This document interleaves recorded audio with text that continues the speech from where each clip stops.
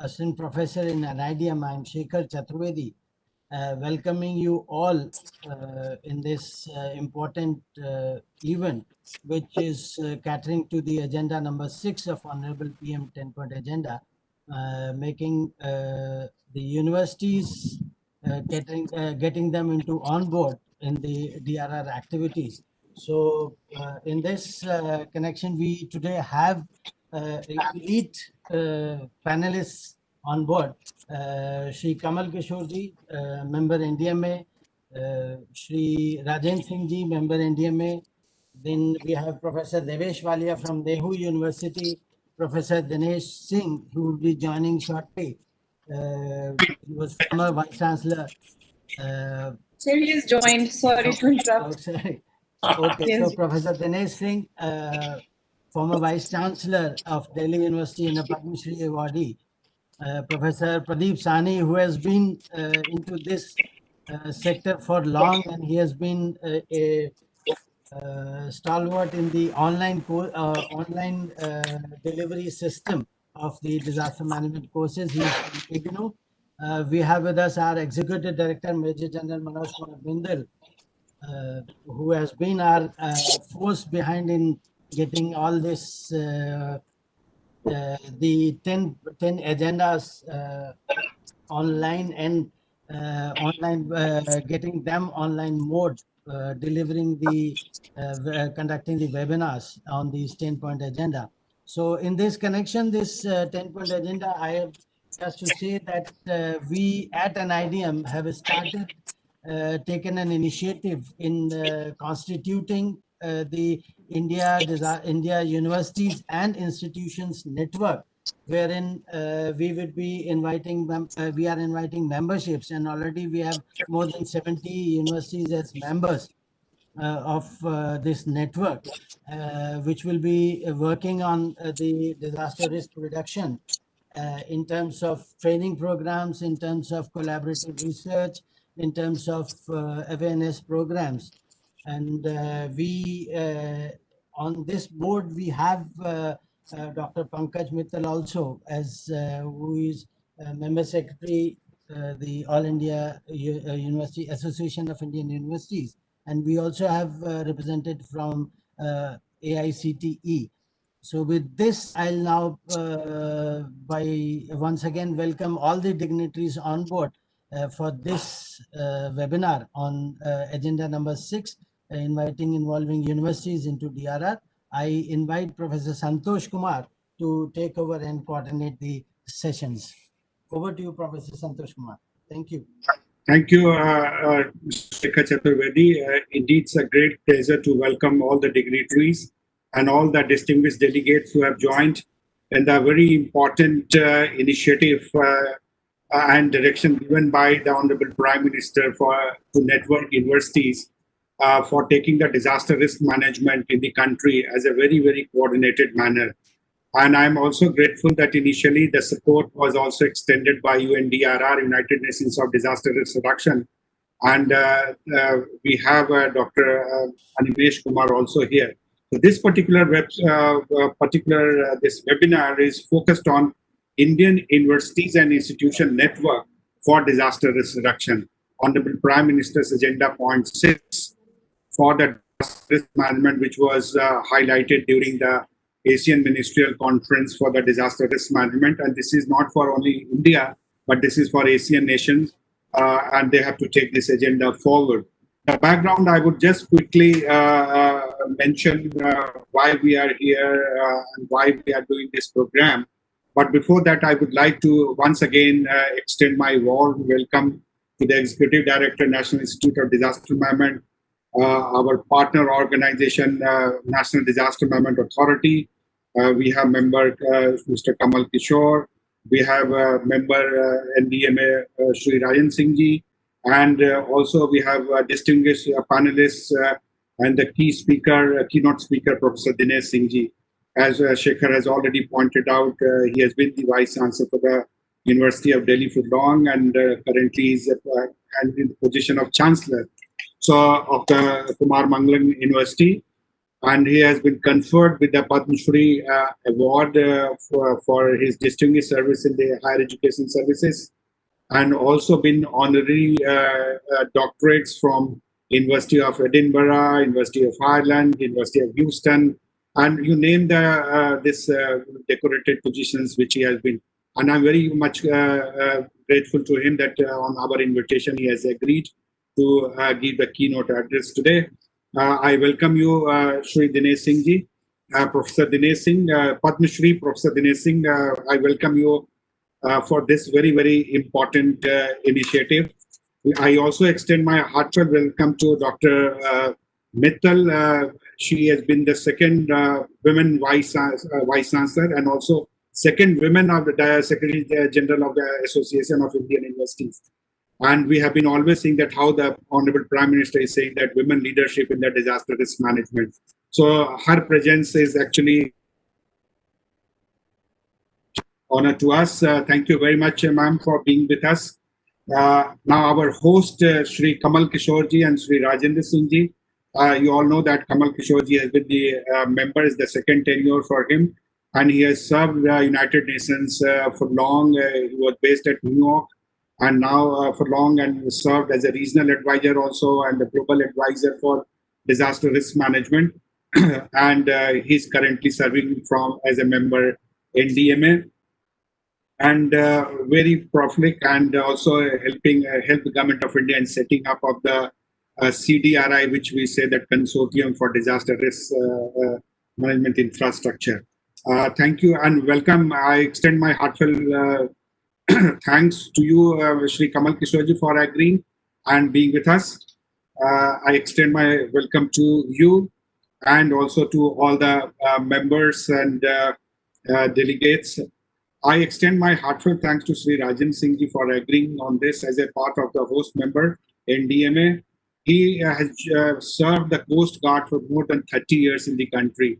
And you name the vessels and he was there in the directing and championing the efforts of Government of India in the coast. So we always say that that who has taken care of 7,600 kilometers of coast, who is the better person to be at this particular stage when we are talking about disaster. Thank you for being with us today, and it's an honor to have you here. We have Professor Pradeep Sahni with us, and Professor Sahni, when the disaster management was started in the country, and that time, way back, I think more than in the 90s, IGNU brought the course of disaster management, and many professionals became professional after reading that IGNU material and IGNU courses and so on and so forth. And he has taken many initiatives in this regard and currently heading the Public Administration Department and Disaster in the Indira Gandhi National Open University. I welcome you, sir, here for your and your insight will be there. And Mr. Animesh Kumar, who is here, as we said that he has a global experience. He is working across the country, and he was also there when we had the first meeting of Association of Indian University. We wanted to set up this network. So he is a deputy representative of the United Nations Disaster Risk Reduction based at Bangkok, and he is very kind that he has agreed. So Animesh Kumar, I welcome you here on behalf of Government of India and NIDM. And certainly our Executive Director, Major General Manoj Kumar Bindal, who is taking this all initiatives, putting this into directions and leading by an example that how we can move ahead. I welcome you, General Bindal, for being very supportive and also taking this initiative at a very, very painstakingly working for this. And I welcome my team, Mr. Sekhar Chaturvedi, who is a co-coordinator, and Dr. Anuradha Maurya.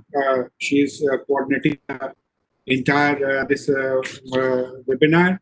And so this is the opportune time to request ED and IDM, along with, we have from the state representative also, Dr. Ajay Walia, and also we are trying to get one, many other states have also joined here.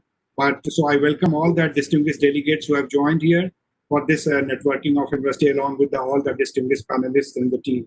Once again, I extend my warm welcome and thanks to all of you for being with us today. And I request the Executive Director and IDM to give an introductory remark for this meeting. General Bindal, please. Thank you, Professor Santosh Kumar. Can you hear me? Okay. First of all, heartiest welcome to all the participants who have joined and are still joining. And special welcome to all the panelists who have been introduced just now, both by Mr. Shekhar Chaturvedi and Professor Santosh Kumar. We are really fortunate to have such a high-level panelist today for this program. And this particular agenda item is being discussed aptly after we had discussed yesterday the agenda item agenda item 9 of the PM 10-point agenda, where it was transforming disasters, risks and challenges into opportunities, where Kamal Kishore sir had given out of his 9 points that there's a need for longitudinal studies. So I think this particular webinar is very aptly planned just after that, how we can take forward certain issues. We are aware that disasters, either natural or man-made, they pose significant concerns and challenges. And with growing population and infrastructure, the world's exposure to such hazards is increasing than ever before and with very high intensity. Therefore, it is critical to anticipate, plan, and reduce the disaster risk in order to make it more effective to protect people, communities, their livelihoods, health, cultural heritage, socioeconomic assets, and the ecosystems, and thereby strengthen their resilience.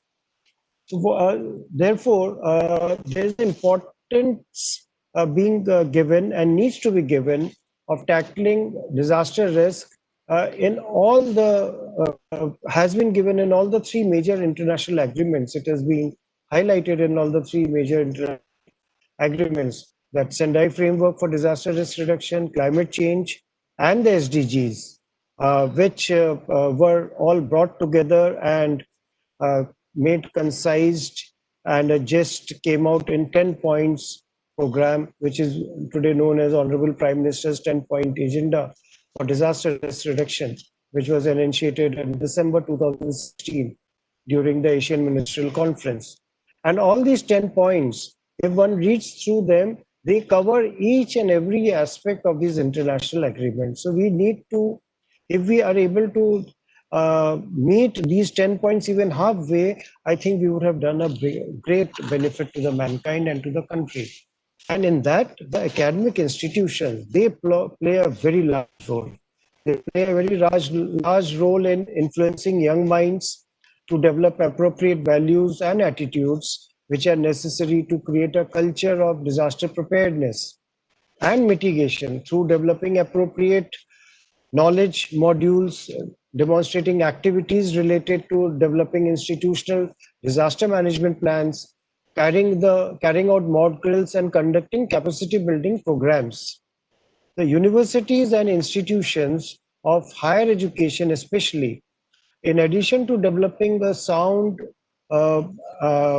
knowledge base, can undertake relevant research in the areas of disaster management, and they can play an advocacy role for reviewing and revising the disaster management policies and approaches which are being adopted by nations. With nearly 34% of the population in India, they are undergoing education at some scale or other, whether it be starting from class 1 till post-graduation, PhDs and whatnot. So there is a large section of population which needs to be targeted, and they are the future generation that unless they are sensitized, this mantle of disaster risk reduction and resilience will not be carried forward.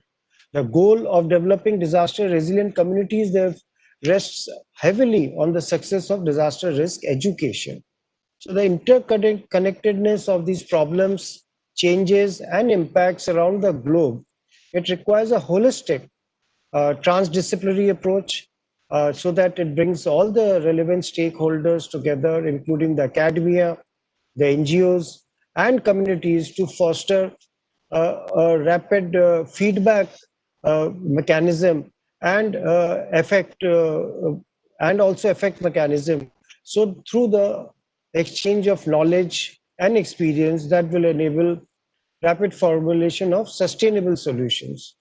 So there is a need that the focus of the possible contributions of many disciplines to the concept of disaster risk through a transdisciplinary paradigm should be evolved, and artificial barriers which are existing today between the scientific disciplines and other faculties, they need to be bridged, and disaster management should be imparted and given importance in a more holistic manner.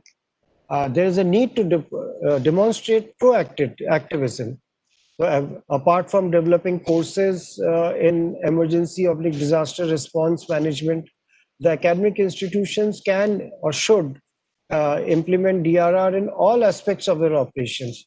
Environmentally responsible campus, if any university or institution makes their campus environmentally responsible, such a physical demonstration itself enables the students to accept that as a reality and then they are immersed in that environment, and they learn to adapt, they learn to apply the principles, the practices, and that sticks to their mind wherever they go, so that they can utilize this environmental friendly campus which has got good disaster risk reduction mock drills and other teachings, which they can then disseminate further or apply wherever they go, in whichever position they are.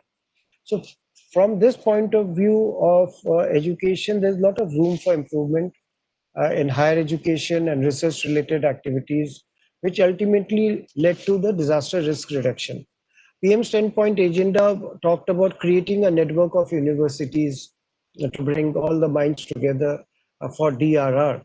So towards that, the Ministry of Home Affairs, NIDM, we have started, we have taken the sanction of Honorable HM, and we have started a virtual university network called India University and Institute Network for DRR, IUIN-DRR. The portal will be most probably up this weekend or by next Tuesday, Wednesday. This portal will be up on our website. Already we have sent letters to all universities and institutions, technical institutions, to be a member, and 70 applications we have already reached. Our aim is to reach to each and every aspect of the country first of all, and then we'll reach outwards also.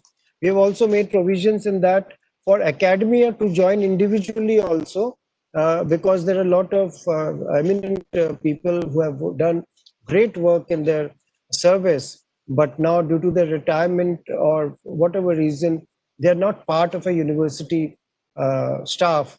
So we don't want to lose out on their experience. So we are opening that membership for them also, and then we will be conducting a lot of courses, lot of curriculum development, and many other things which is there on our website. So I thought I must tell you about this IUIN-DRR setup which NIDM is making, and which will be operational in about 10 days time. With this, I will finish my opening remarks, and I wish to again welcome all the dignitaries and for this session, and all the participants who have joined, and may they write their comments in the chat box and give good questions to the speakers and give out their own perspective, so that all that can be taken into account. Thank you so much, and over to you.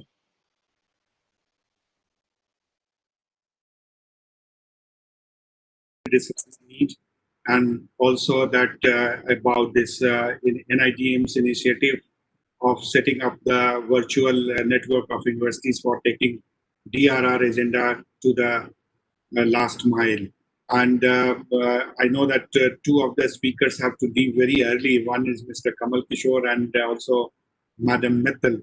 So I don't know.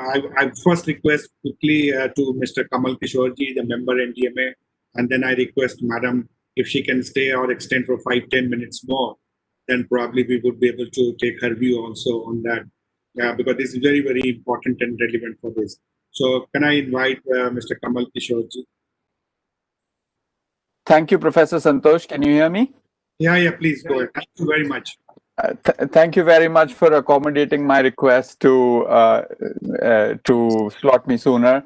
So thank you very much, General Bindal, Professor Dinesh Singh, Professor Sahani, my colleague, Mr. Rajinder Singh, and colleagues.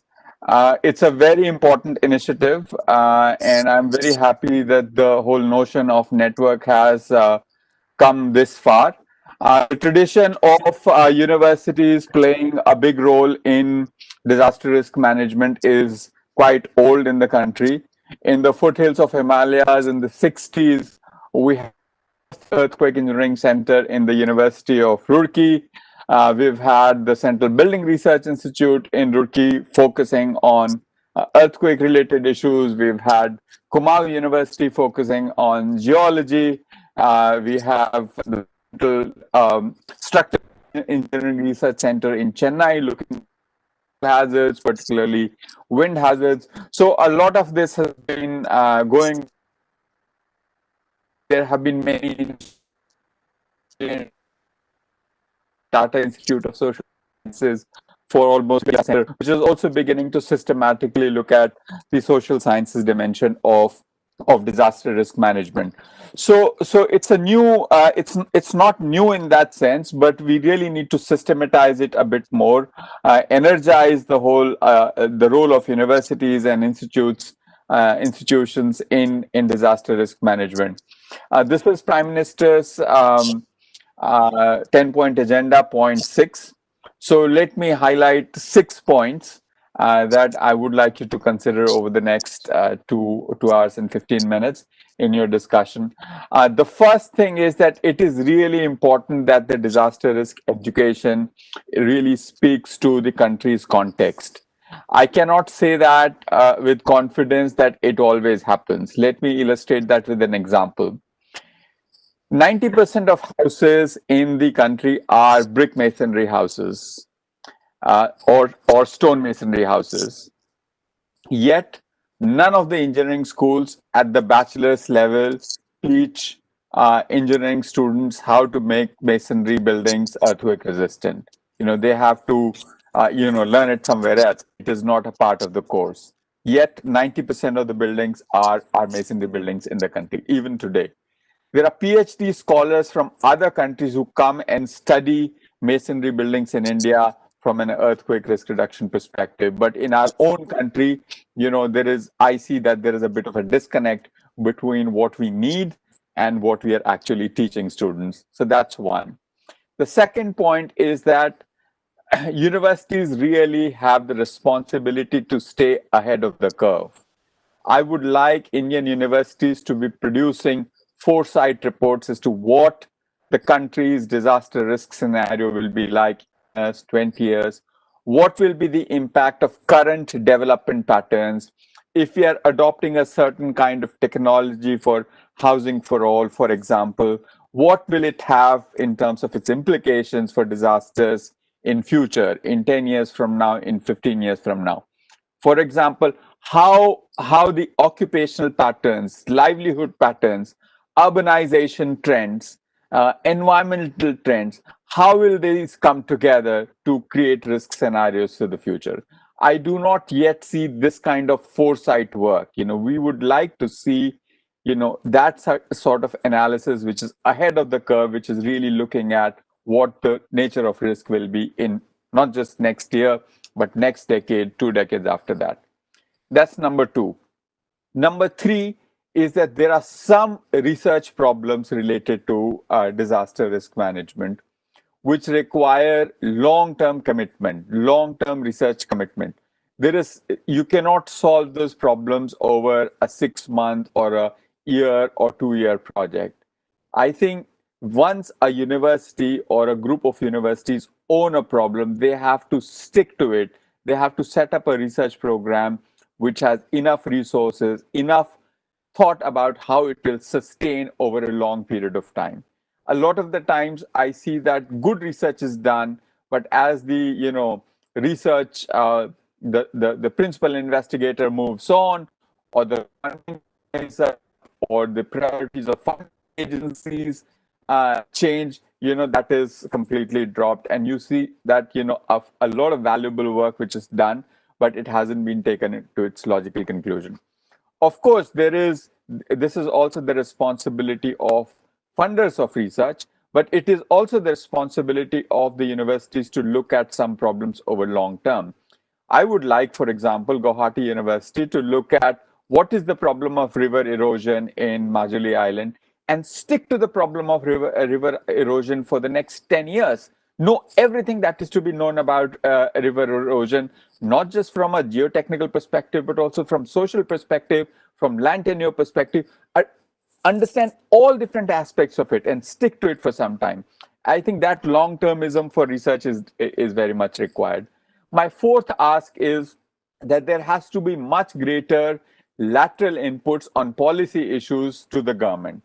For example, when in 2015 we were negotiating the Sendai framework, it would be interesting to have not one or two, but 10 papers from different universities as to what is their take as to what should be India's policy position on the post-Hyogo framework, which became Sendai framework situation.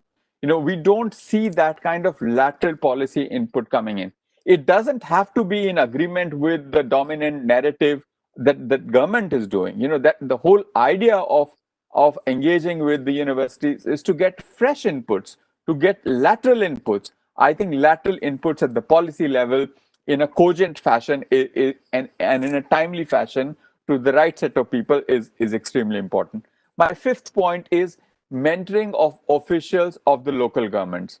Just as the universities in the 60s adopted some areas around them and focused on specific hazards, we also have to focus on specific public institutions. Can we say that all the universities or a set of universities interested in disaster risk management will continuously engage with the Karnataka State Disaster Management Authority? For example, it could be any other state as well, and do mentoring of not just state level but also district level officials that are tasked with doing some technical work related to disaster risk management. And my final point is that, which is a fundamental point, is that universities have to really continually question our theory of change and see whether it is really working. What we claim reduces risk, does it really reduce risk, or it is a completely flawed paradigm? That kind of questioning I have not seen enough. For the last 25 years, we've been teaching the same disaster management cycle as if nothing has changed in the last 25 years, as if no new understanding of disaster risk has come into place. So all the fundamentals of theories of change or disaster risk management, unfortunately, has been emanating from the West. What about developing our own knowledge base, looking at the theory of change of disaster risk management with a critical lens, and really coming up with something which is more up to date, something which is actually when rubber hits the ground, it actually is proven to be effective. There is nothing more practical than a good theory.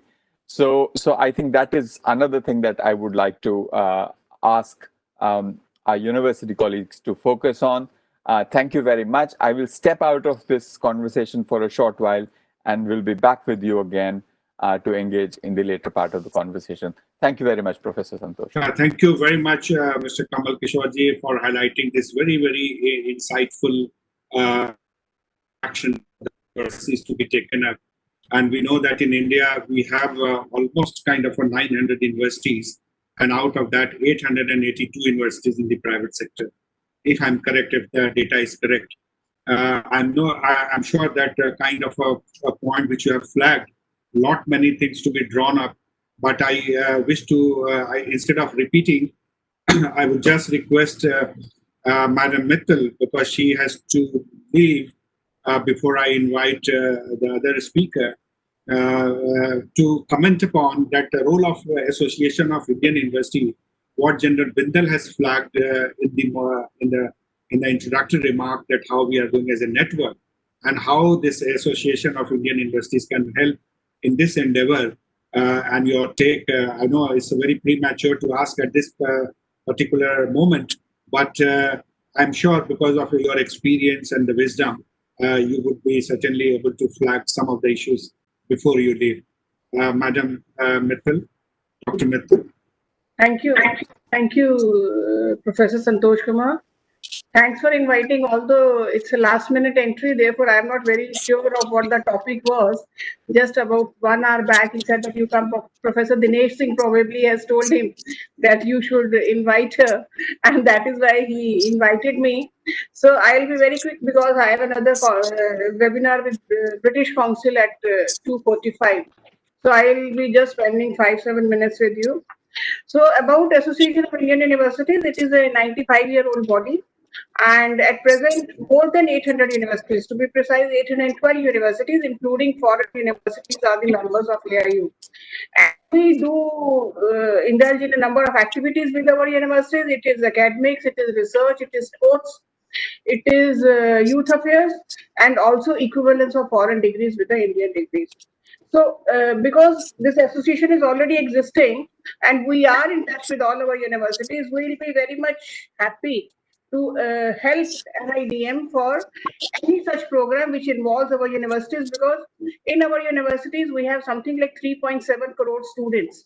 So these 3.7 crore students, if they are trained in disaster management, maybe by various means, it could be curriculum revision, it could be internships, like new education policy says that in every program there should be an internship in every semester.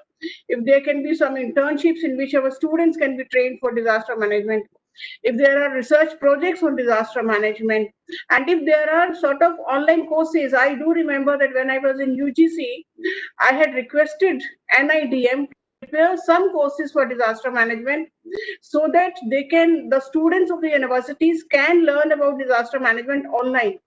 But I think there were some issues, and then those courses could not be developed the way we wanted to get them developed, because we were at that time looking for curriculum-based courses for a MA program in disaster management. But nevertheless, there can be small courses which can sort of teach the students how to, or teach or train the students to handle disasters in future. So once you have this consortium of universities, and if you do not have sufficient manpower in NIDM to prepare such MOOCs courses, I suppose the professors in the consortium can help you in developing such courses. And I'm sure Swayam, which is an India MOOCs platform, will be very, very happy to host these courses. So my take on this will be that there are 4 areas: curriculum development, Swayam courses, internships, and research.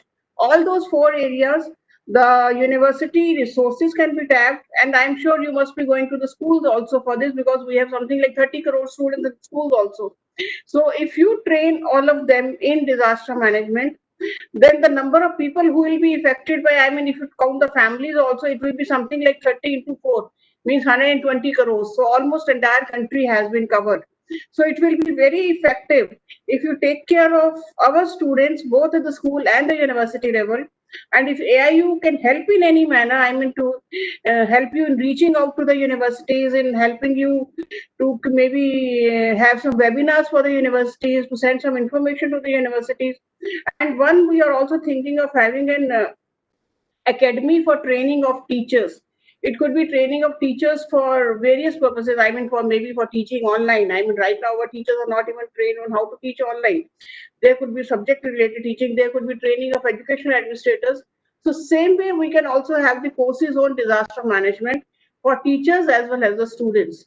So this is the way AIU can be involved, and maybe there are many more ways.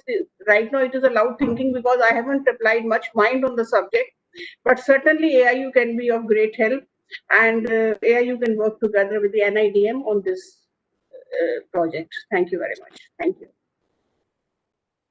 Your this support to NIDM, and also that how these kind of proactively we can take up for learning and education, as we are doing with the training of teachers and education learners.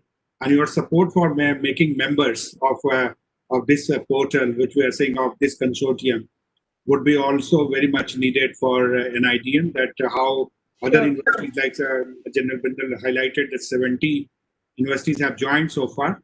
But of course, a letter from yours along with the NIDM's letter would also help in this endeavor. So thank you very much for being with us, even the last moment, this notice, and giving very, very valuable examples for taking this agenda. Thank you very much. Thanks very much. Thank you. Thanks. Now we request Shri Dinesh Singh ji, Padma Shri Professor Dinesh Singh, who has been the Vice Chancellor for the University of Delhi and then currently the Chancellor of this K.R. Mangalam University. And the very important, you must have listened the deliberation, sir, and how our concerns. You have listened to one of the members of the NDMA also. He has flagged Mr. Kamal Kishore that what kind of a thing which we are intending to, we are looking forward to. And also this, you have been in the government setup in the institution and also now representing this private sector. And many things which we say that our universities' outcomes doesn't get connected with the actual challenges of the state and the local level of the people. Like COVID-19 we are facing currently, and many disasters side by side. How the educational institutions actually make this such a kind of a success level. And in this direction, seeing as a from the top-notch policy person, and also your contribution in the new education policy, in the light of all these, how do you see, and I would request you to kindly address the audience as a keynote speaker for this particular meeting. Professor Dinesh. Thank you, Santosh, for your kind of introduction. I'm deeply touched by them. Frankly, I didn't recognize myself when you were talking about me. I don't think I deserve the kind of accolades you have showered on me, but thank you very much for that. I deeply appreciate them. I'm also grateful to you for giving me this opportunity to be a participant here.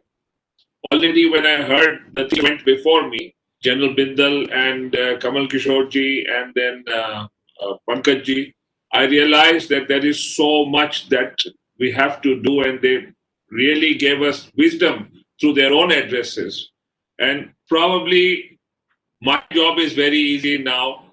All I have to say is, जो कुछ उन्होंने कहा हम उसी को मंजूर कर लें, कबूल लें और आगे बढ़ें, तो मेरा एड्रेस तो यहीं पे समाप्त हो जाएगा. I really do not have anything more to add. But I do want to learn something, and if I share my thoughts, maybe I will learn something. You know, I am really happy that such an event has been organized. Long ago, when I was a schoolboy, I had seen a movie. Movie मैं भूल रहा हूँ, पर उसमें एक गाना था. There was a song in the movie which said "Zindagi ittifaq hai," or that song has sort of been embedded in my mind since then. And I've noticed that life is nothing but a series of happy coincidences. At this point in time, when Professor Santosh, you and the disaster management folks who have gotten together so wisely to organize this event, I've also been asked to deliver a keynote address to the PhD Chamber of Commerce just 3 or 4 days from now on the ecological impact of environmental change.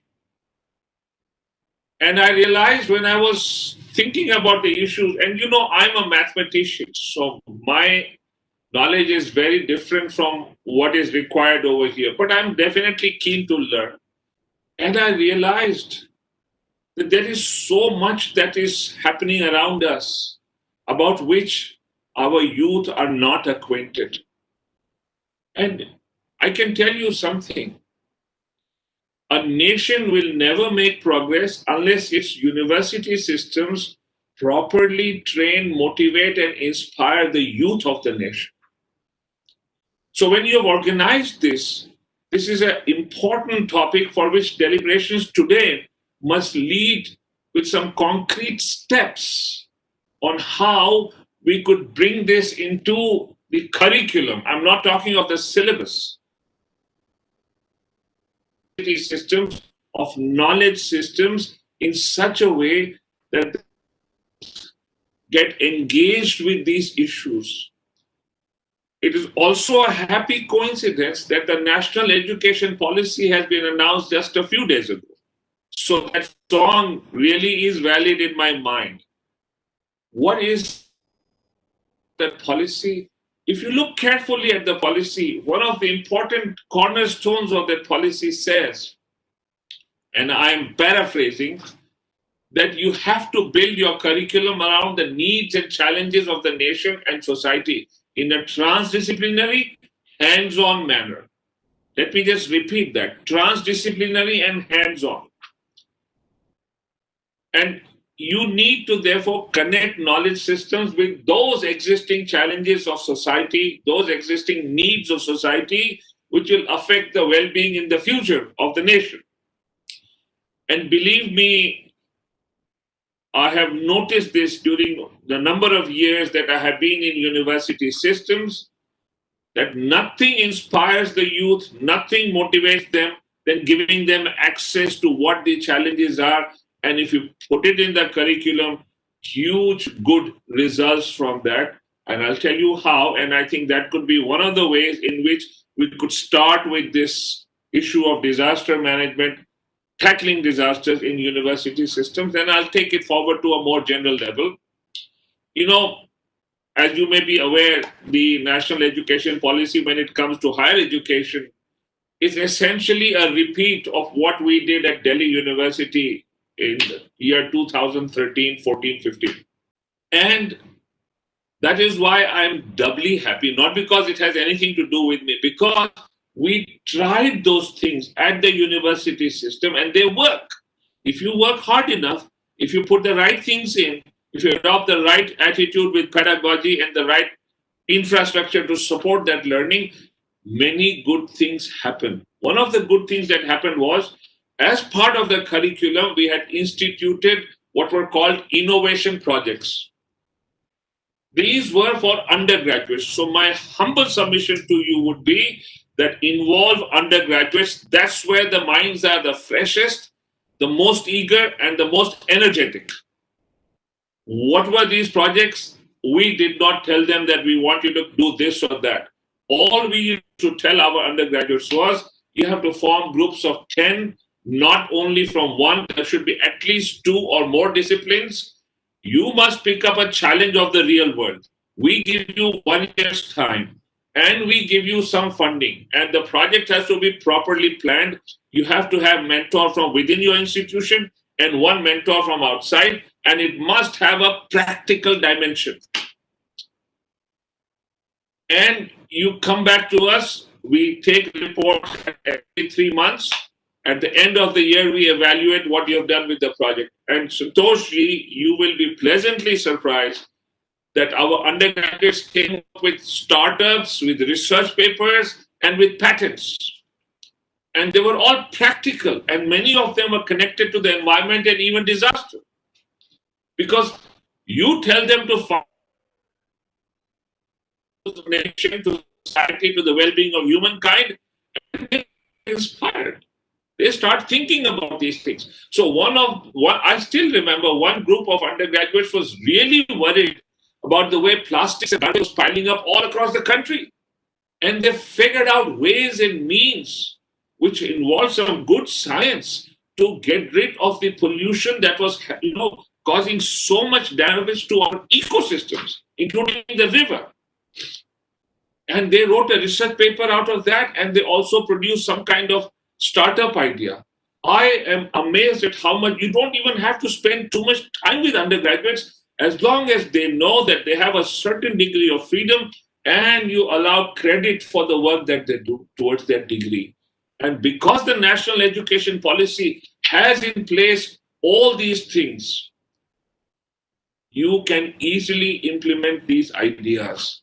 That, I believe, should be our thrust to whatever else we deliberate upon. University after university must bring this into the curriculum in a practical manner, backed by good theoretical enterprising. ideas that come from people who may be experts, but let the undergraduates have the say in the matter. You will find much good will come out of this. I would urge you all prepared how much we have achieved and how much we need to achieve. Even these matters are important. Our matters range from the highest levels of theory to the absolute down-to-earth practical level. Every single thing must be connected in a single chain.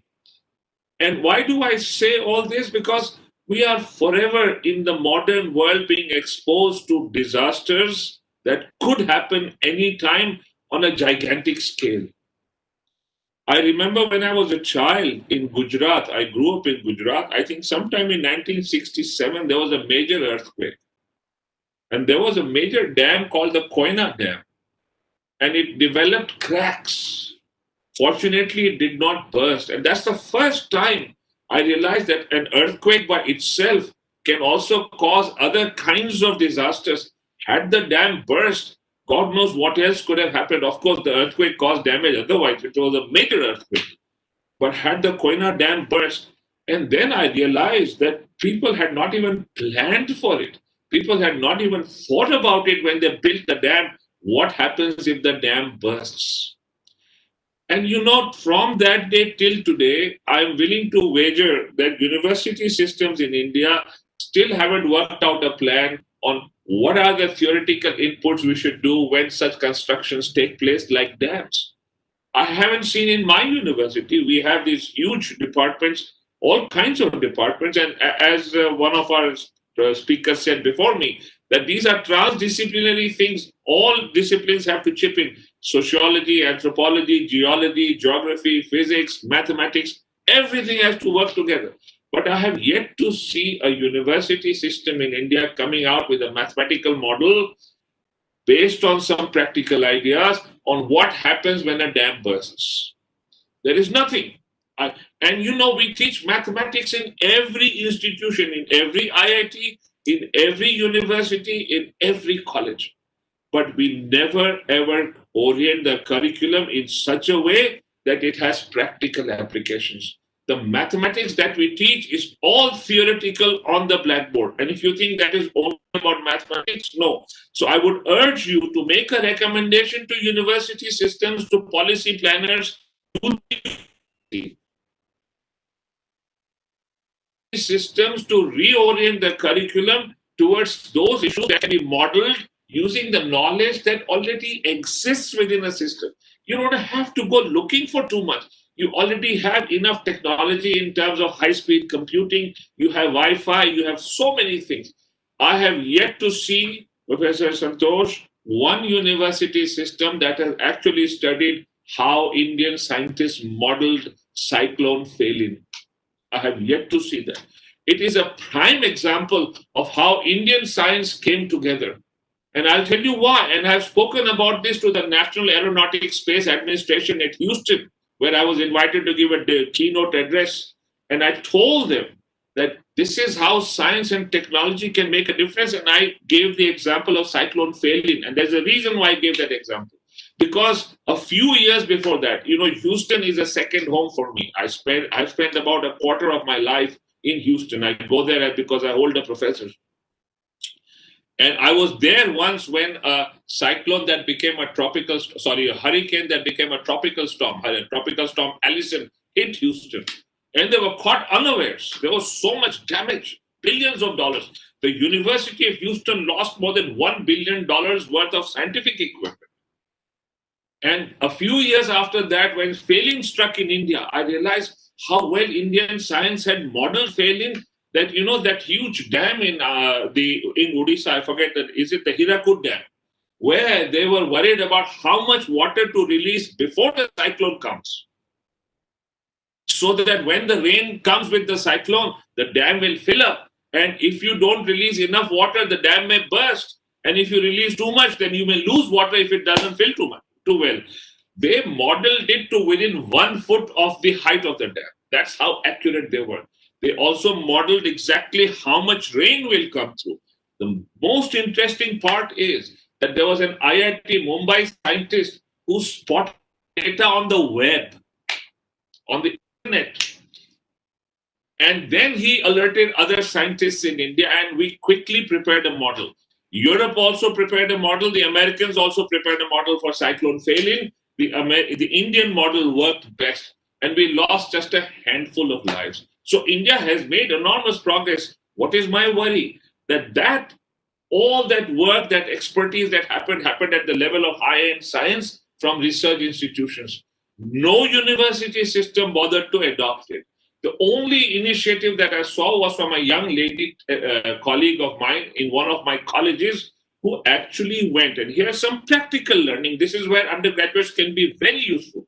She went all the way to Odisha, to the coastline, to see how our ecosystem had withstood the damage caused by failing. And you will be surprised to learn there were two ways in which Odisha had prepared over decades, not at that time. So Mrs. Gandhi's time, we had imported a large number of trees from Australia. I cannot remember the name of the trees. They had been planted on the coastline to withstand such tidal waves. And there were, of course, the traditional mangroves of Odisha. Both were there. And all the trees were completely washed away. Not one of those foreign trees, but the mangroves, they stood the test of the challenge. They saved Odisha. There is such huge learning. But this was the effort of one solitary colleague of mine who went over there to study. No university system brought it to the attention of any place. I did not see any Science Congress deliberations on this. But had we taken the undergraduates, they would have understood the importance of mangroves. हम लोग कभी भी नहीं सोचते हैं, mangroves के बारे में थोड़ा सा पढ़ा देते हैं, इनकी कितनी महिमा है, कितनी महत्ता है.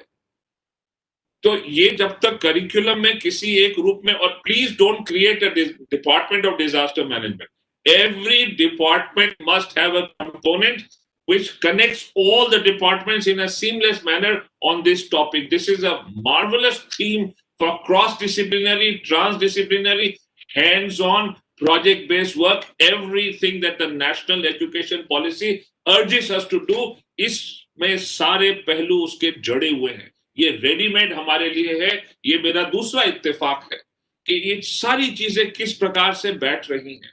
और हमें अपने, जब भी मैंने, and I have spoken to undergraduates also in many parts of the world on the environment, you will be surprised how eager they are, how much they are concerned. ये idealistic होते हैं. तो अगर इनके दिमाग में हमने थोड़ी सी, जो कलाम साहब कहते थे, minds on fire, उनके minds में थोड़ी सी हमने जगा दी जिज्ञासा, आतुरता, तो इसी से बहुत भला हो जाएगा. और मैंने देखा है, जब भी मैं जिक्र करता हूं, you know, I have been watching the graph of extinction of vertebrate life on the planet. उस ग्राफ को मैंने खूब, उसका एक्चुअल प्लेन था जिस तरह ह्यूमन इंटरवेंशन जब तक 20th सेंचुरी के पहले का, वो ऐसे लगभग इस तरह जा रहा है. लिटिल एक्सटिंक्शन हो रहा है लेकिन बहुत कम. 20th सेंचुरी के सेकेंड हाफ से अब तक का ग्राफ ऐसे जा. We are destroying species, vertebrate species on this planet almost in an exponential fashion.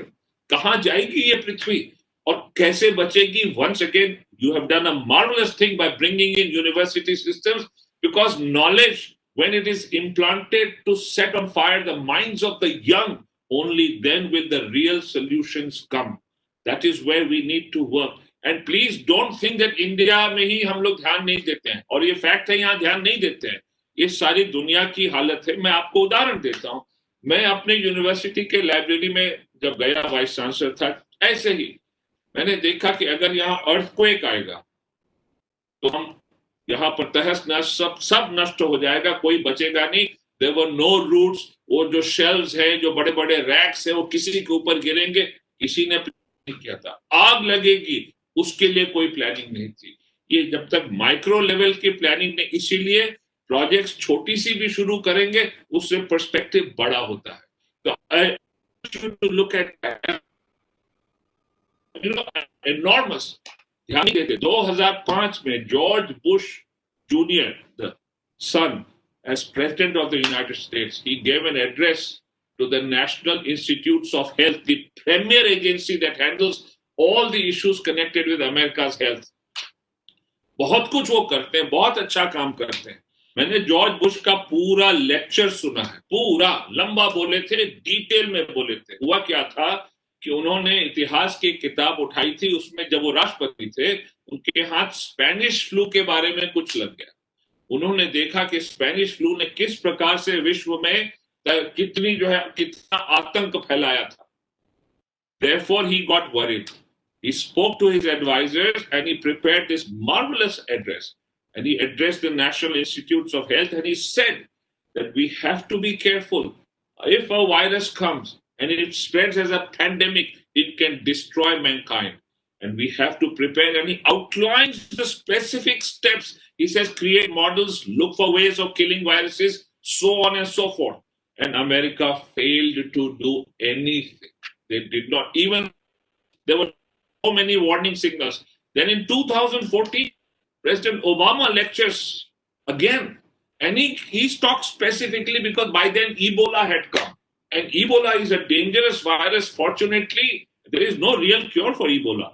Fortunately, it is not as rapid in its spread as the COVID virus is. Therefore, we have been saved not because we planned very well. But Obama was also worried, and yet they did not plan for this pandemic. Look at how they were caught unawares when the virus finally reached the United States. India is also in the same situation. Unless our university systems, and see when his name जो पंकज जी के पहले बोले थे, कमल जी बोले थे, उन्होंने जब कहा ना कि university system, I really liked it. We must stay ahead of the curve. University systems must foresee and have plans in advance so that if something happens, and they can tell when it will happen and then how to tackle it. ये दो issues हैं. एक तो आपके models ऐसे बन के रहने चाहिए कि आपको पता हो how to react, और एक आपके मॉडल्स ऐसे हो जो forecast करें. इसके लिए भी university systems have to be completely aware and bring this into the curriculum. Again I urge you, एक होता है मॉडलिंग का जो थियोरेटिकल होता है, ट्रांसडिसिप्लिनरी, जिसके पीछे डेटा, मैथमेटिक्स, कंप्यूटर साइंस बहुत हेवीली यूज होता है. करिकुलम में डाल देंगे तो बहुत कुछ जादू निकलेगा, specially on the shoulders of undergraduates. और दूसरा होता है कि इसके कुछ ऐसे टेस्ट मॉडल्स चला के देखें. जब भी कोई माइनर डिजास्टर होता है, ये मॉडल्स को टेस्ट करना चाहिए. ये मैंने देखा नहीं है इंडिया में कि हम कहीं जाकर टेस्ट करते हैं. ये मॉडल फेलिंग का मॉडल था, उसका किसी भी एजुकेशनल सिस्टम में उसको स्टडी नहीं किया गया है. उसके बाद जो साइक्लोन्स आए हैं वहां पर नहीं किसी ने जाकर टेस्ट किया है. University systems are very slow in my country. We must become more energetic and far more, alert towards these matters. But I must tell you, I'm really happy that you have brought this to the attention of policymakers. And I'm glad that the government is putting in so much energy and effort and attention to this. This is something not just India, the whole world needs badly. If you just look at the fires in California, the fires in Australia, if you look at the way, yesterday a huge part of Greenland has broken off and gone off into the ocean. Just yesterday. This is a disaster. Mumbai, Chennai, ये flood हो जाएंगे. Has India planned for that? I don't know. So आप जब ये ले आए हैं, मैं आपको बधाई देता हूं, अभिनंदन करता हूं कि ये बहुत ही आवश्यक है, बहुत ही उचित है और एकदम समय पे आया है. So I welcome this and thank you for giving me this opportunity to speak on this topic. मैंने आज यहाँ बहुत कुछ सीखा है जो लोग बोले पहले. Thank you very much. Thank you very much, sir, for giving a very, very insightful address, highlighting the practical and highlighting the cyclone Feni, that how it was studied, and many bloggers, I also remember during that time, many international bloggers, retired meteorologists, scientists, they were writing against India's kind of a capacity of early warning system. But it came through, and you have very rightly pointed out that how India emerged as a kind of a world leader at that time while giving this warning system. And I really appreciate your points which highlighted about this, that modeling is important. And other day we were doing this entire workshop on Prime Minister Agenda 4, and there we saying that risk assessment has to be done, which you said that how much impact this kind of a disaster could be. So that is that prime focus of disaster management, and you say that we do not have that capacity in the country, and the universities are there which can actually contribute at length, where you said that engagement of youth and especially the undergrad and bringing innovation projects and so on and so forth. We will be, I don't know, sir, how much time you will have, but I will have some time. I would request you to kindly stay so that at the end we will have your reflection as well. How others said that you can afford some more time with us. If you will give me permission, Professor Saab, if you will give me permission, I will disengage for about 25 minutes, then I'll come back. Thank you, sir. Thank you very much. Thank you. Thank you very much for being with us and giving a very, very insightful thoughts and taking this agenda forward and highlighting the capacity of the university, but how to reutilize differently for the cause of the society. Thank you very much, sir. Thank you. Can I request now Shri Rajendra Singh ji, member NDMA, to just say that how Indian universities as a member NDMA feels that is important to look at what are the possible things which our keynote speaker, Professor Singh, highlighted, where NDMA can extend its support to the IUN University Network, which ITM has, and also to the universities. I wish to hear from you, sir. Shri Rajan Singh. Thank you, Santoshji and Manojji. First of all, I was just absent. I was just went out for 15-20 minutes because I'm busy with other webinar, and I could not monitor the proper what Professor Dinesh Singh ji has said. But most of the point is Kamalji and Mrs. Mittal. Mr. Mittal has already pointed out. But here I will just say a few words, and it is indeed a great honor for me to be here for this webinar on Honorable PM's agenda of disaster risk reduction, especially in view of Agenda 6, that is developing a network of universities to work on disaster issues as they have the social responsibility. With that advent of Sendai framework, there has been a paradigm shift from managing disaster to disaster risk reduction, which we call DRR 2015-2030. Along with this, the 2030 agenda for sustainable development is steering our sustainable development as an overarching agreement among all nations.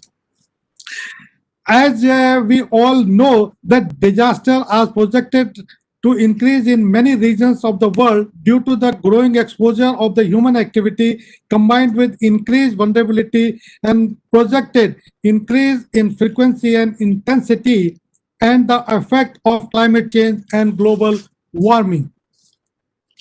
As you all know, in 2018, Asian Ministerial Conference on Disaster Risk Reduction in Ulaanbaatar emphasized the need to incorporate disaster risk reduction education as primary, secondary, tertiary level, and professional training institute. Reiterating the same, Honorable Prime Minister of India, Shri Narendra Modi ji, has outlined a 10-point agenda as an effort toward disaster risk reduction, and Agenda 6 emphasizes on developing a network of universities to work on disaster issues. With the noble ideology of fostering a culture of disaster resilience and leveraging the increased interest of the youth and young professionals and creating a sense of social responsibility in them, it is utmost important to integrate disaster management as subject in the syllabus of various universities and institutions. Engagement and involvement of research-based organizations such as universities and other such institutions in disaster risk reduction is very imperative. looking at the crucial role being played by the education sector in disaster risk reduction, NDMA in 2019 has come out with the National Disaster Management Plan 2019, which also highlight the vital role of education and the integration of DRR into curricula at various levels, besides outlining the role of university as the technical resource center.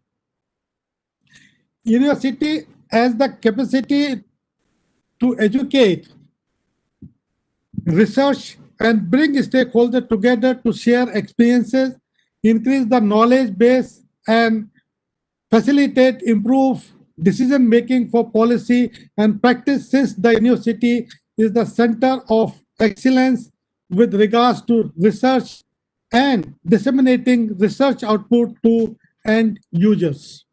Indian universities and institutions are also well equipped in carrying out research par excellence and can help in creating knowledge base in the field of disaster management and risk reduction.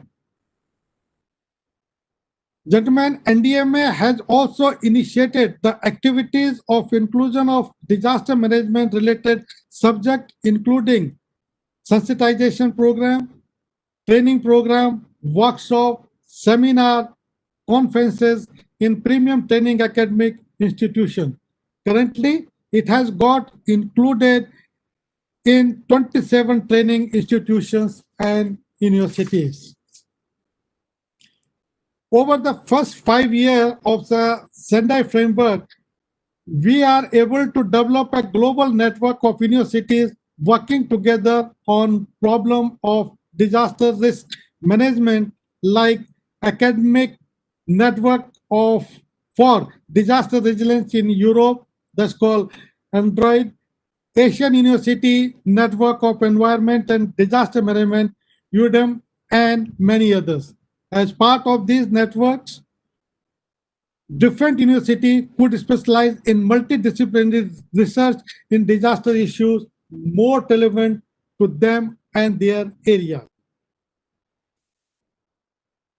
Similarly, in India, university located in coastal area could specialize in managing risks from coastal hazards like tsunami, cyclone, and like here IIT Dharwad, Bhubaneswar, Palkad, Tirupati, Hyderabad, Madras, Goa, and IIM Kozhikode, Bangalore, Visakhapatnam, Tiruchirappalli, IIC Bangalore, Anna University, Goa University can become a perfect in sea-related issues. Work located in the hill cities could focus on mountain hazards like earthquake, landslide, and in this, IIT Roorkee, Guwahati, Mandi, Jammu, and IIM Jammu and Kashmir can play an important role. And whereas IIM Gaya, Indore, Lucknow, Kolkata, Ahmedabad, Raipur, and IIT Mumbai, Delhi, Kharagpur, Baras, Gandhinagar, and Patna, Guwahati, Indore, these can play important role in flood, urban flood, and river erosion. And here I would like to recommend 4 points, and that is university as an academic institutions may need to develop and organize comprehensive education disaster program or curriculum for the community. Point number 2, disaster management is not just a curriculum, but it is a method to deliver suitable and reliable approaches to the communities. 3, the university network will also assist in identifying disaster risk reduction policies and measures, including prevention, mitigation, and preparedness action, coordinating global support initiative, developing guidance information, and nurturing the development and strengthening of regional, national, and local network. And the last point, the network will promote a common understanding among stakeholders that underlines the importance of disaster resilience education, and will also raise awareness in improving the community disaster resilience. And lastly, I will say, however, we also have to visualize the current challenges of integrating DRR in curriculum of universities, like non-availability of data, fund shortages, lack of dedicated policy, and non-availability of specialized courses in DRR. A lot more need to be done in view of strategic planning, integration, and implementation of such agenda. Lastly, not taking too much of time, I want to say that's why we need to collaborate and collective efforts of all universities to work on disaster issues, as their role in disaster management is paramount. I would like to end this with the statement: it is better to prepare and prevent than repair and repent. And here I like to compliment the NIDM for doing excellent work, especially Major Manojji and his team, Professor Santosh and all. We have seen during the entire lockdown period, you are conducting webinar and all, which gives a very a sort of a good message to all the countrymen. And all the very best. God bless you all. Thank you. Thank you very much, sir, for giving this very important outlining the work of the various institutions. Which institution, what kind of institution should they specialize in which areas? And also given the four major points of your concerns, that how the disaster management should go into curriculum, and re-emphasizing also that what the other speakers have mentioned. And I'm grateful that you have joined today and you will be there, because a lot of questions are also coming related to you and the Coast Guard and also NDMA. So we will flag little later. So I would just say thank you at this point of time. And we request Professor Pradeep Sahni, who has been, I was telling that it was the oldest institution, Indira Gandhi National Open University. And he is the person who championed the first course in the country on disaster management. If you see the volumes of material that has come, and everybody is talking about curriculum today. So, Professor Sahni, what is your experience in the entire discourse of disaster risk management education in the country, as in at the university level and at the institution level? And what kind of thing which you foresee that India should be striving for with this IUN network, and also some other networking which are available already in the institute or in the country? Professor Sahni, please. Thank you very much, Santosh. It is really, as usual, a pleasure to join the event being organized by you. Disaster management, the way it has been going on, how much time has passed by, etc., etc. On the lighter vein, if I start it, I find that, well, when we started working in disaster management in IGNOU, Santosh was a young, vibrant person with a jet black mustache. Now you find that the mustache have gone. Why they have gone, you know it very well, right? It is the passage of time. So that is the amount of time which has gone so far as disaster management education in India is concerned. The event which are we talking of today, you see, which is the point of agenda number 6 of 10-point agenda for DRR. I am reminded of Rajinder ji, an event which was organized by Janki and Dheria in TIS. And Janki is as stalwart a person in India as anybody could be. And she has some questions. Right, fortunately, in that event where I was asked to present, Santosh was chairing that session, right? And I made some observations over there. And later on, Janki and her team, in a very systematic manner, came out with a report also of that international conference. I find that probably that was in 2008. I remember it was February 2008. And I think Janki is around. She can vouch for that. Now we are talking of it in September 2020, and probably the issues are still there, the same which are highlighted at that point of time. So are we really moving? Are we going in the right direction? Or we are only making an introspection universities should do this, universities should do that, higher education institutions should do, higher education institutions should do that. Fact of the matter is, I am going to make a tough stand, and I may kindly be permitted to do so and excused for my speaking of that. See, practically 25 years have gone by working in this area of disaster management. And I find that fortunate are the people, those who get support from some quarter. By and large, my colleagues, those who are working in the area of disaster management, in educational institutions and the research institutions and the training institutions, we don't get any support. And I'm saying it with all sense of responsibility. I have seen it myself. Rajinder ji, you will be surprised to know that we did a project in collaboration with NDMA. The project was on capacity building at the grassroots level with special reference to the local administration and the local government officials. We worked in 11 states and we organized some 432 face-to-face training programs in the 11 states. Believe me, it is a fact you can look at from the records of NDMA also, that the response which we got from the local administration and the local elected bodies, it was not at all appreciated. We talk of, Dinesh Singh ji was referring on to that we should work with undergrads and so on and so forth. Who is to work? Who is ready to listen to it? Who is going to lend ears to us? Nobody is. Nobody is. It's a fact of the matter is this only.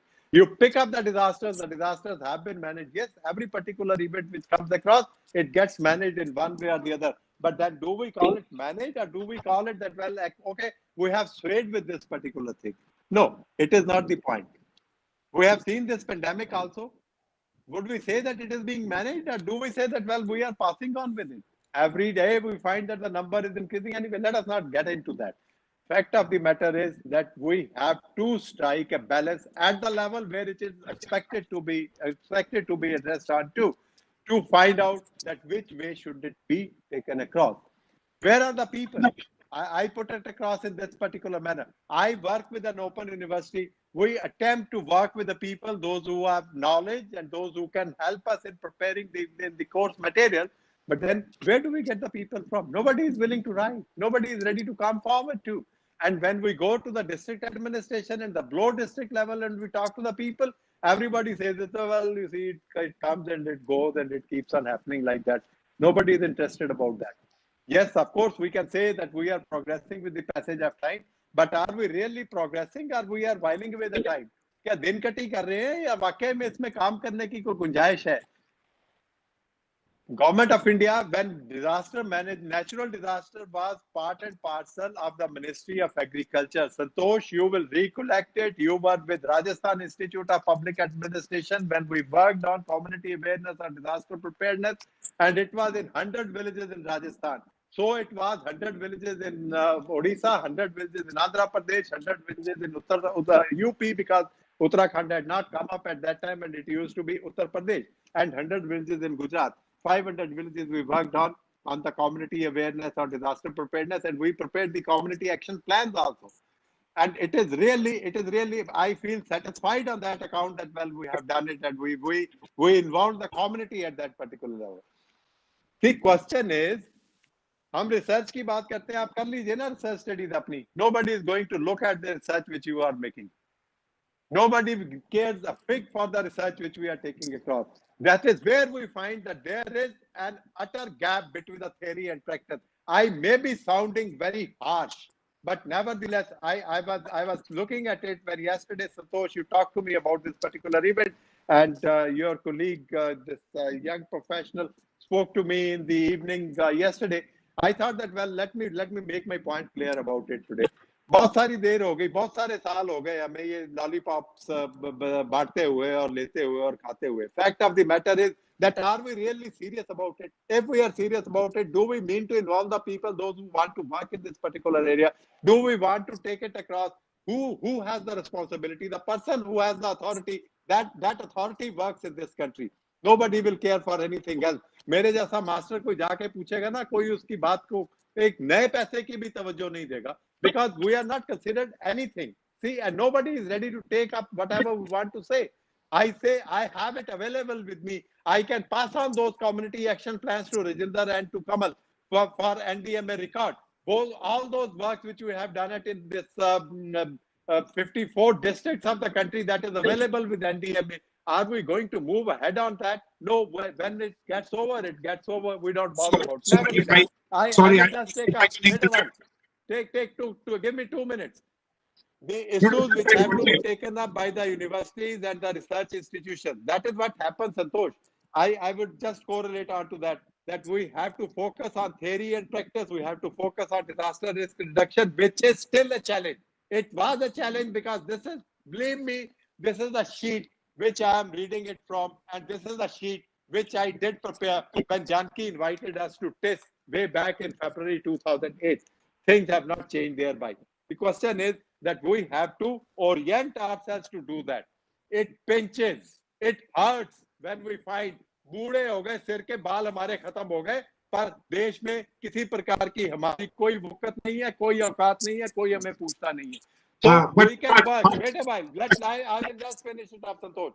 Just 1 minute. I am not talking of Obama. I am not talking of Bush. I am talking of Indian scenario. Indian scenario is that, well, अगर आपके पास कुछ है तो हो जाएगा, नहीं है तो कोई आपको पूछेगा नहीं. There is a vast scope to work in disaster management in India even as a date, but the way we are going, unfortunately, I am sorry to say, we will not be able to make an inch ahead of it. Please excuse my saying so. I maybe, well, you will not give me a chance to speak again. I mean, in the times to come, but nevertheless, I don't bother about that. Thank you very much. Wish the event all the best. Thank you. Thank you so much, but we will not leave you so easily. Because you have said that many things that actually, which pinches you, that is the biggest. That is the crux of the matter, Professor. That is the crux of the matter.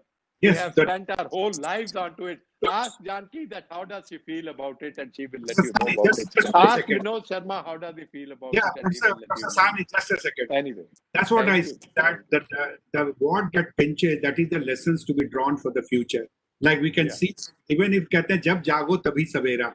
So maybe this is the time where we are being, and Mr. Chancellor mentioned in his opening remark that those who are retired, you are not retired, but what I'm saying, those who have retired, those who have a wisdom, the idea is to bring them together. For the generation is at lost, and that generation who have earned a lot with their experience, how they can be brought in this kind of a sphere. What system? Good. I wish you all the best, and I pray that whatever you are thinking about, it turns out to be a fact. I join you in praying you. Thank you very much. You. Yes, and now I request on the questions which you have raised and other panelists have suggested, we have an international panelist also, IUIN-DRR. Similar kind of a network has been tried out in different parts of the world. So let us see whether the agony and the pain which our professionals have, or maybe the universities, those who are working and not getting due what is to be given to them. And if in the due process, and if we have to bring into the mainstream of DRR, how university can help and contribute us, their contribution can be brought in. What are the what they did? So they are satisfied and they have moved. And even if we are saying we have not moved, but we have moved, but still lot to be done. So let us hear, I invite Animesh Kumar from IUIN-DRR to please share some of the experiences in terms of you. Animesh, are you there? Yes, Animesh, can you hear me? Yeah, please go ahead. Yeah, thanks, Santoshi. Let me try to through my intervention also address some of the points that Sahaniji made in his previous university network, and also try to shed some positive signs of light, addressing some of the points that Professor Sahani also pointed to. Let me begin by highlighting the importance of this year itself, the year 2020. This holds a very high significance for the DRR community. If we consider, and most of you are stalwarts on this field, if we consider the International Decade for Natural Disaster Reduction as the beginning of a structured dialogue on disaster risk reduction, we have in this year completed 30 years since the beginning of this process. And during these 3 decades, I would say that several advancements have been made in the field of disaster risk reduction. The preparedness mechanisms have got advanced, early warning systems have been established, the contingency planning process have got strengthened. And as a result of this, there has been over a perceptible decline resulting from some disasters. At the same time, I must say that the affected population and economic losses have continued to rise.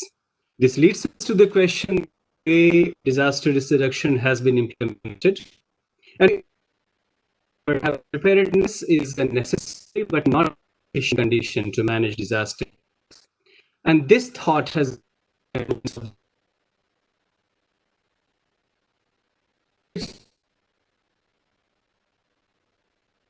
from a binary lens, but embeds in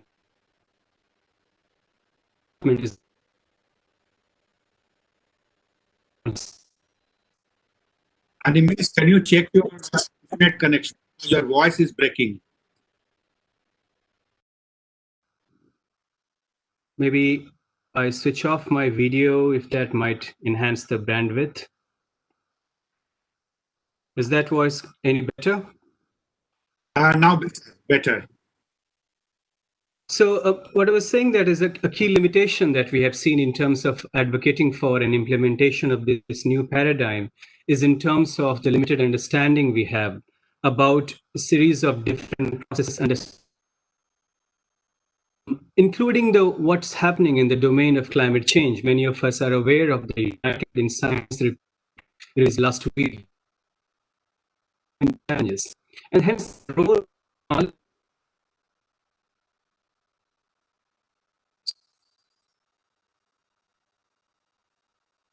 would try to offer 5 points that might be helpful in context of this university network and also building up more opportunities. The first is in context of a kind of a gap we often see sitting here at the global level between the emerging research themes at the global level and what is taught and researched often at the national and local levels. I feel that the existence of a network of universities at the national level will permit a transfer of global knowledge to the national level and advance the research agenda in the country. But more importantly, and at the same time, streamline this knowledge gained at the national and local levels back to inform the global research agenda. And this assumes very high significance as we are trying to see COVID, for example, from the lens of systemic risk.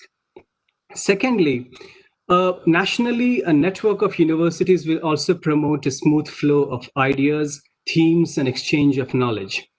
Perhaps having a basic minimum curriculum at the university level is a key enabling factor to ensure that this network of universities can promote a possibility of connectedness among various universities for a smooth flow of ideas.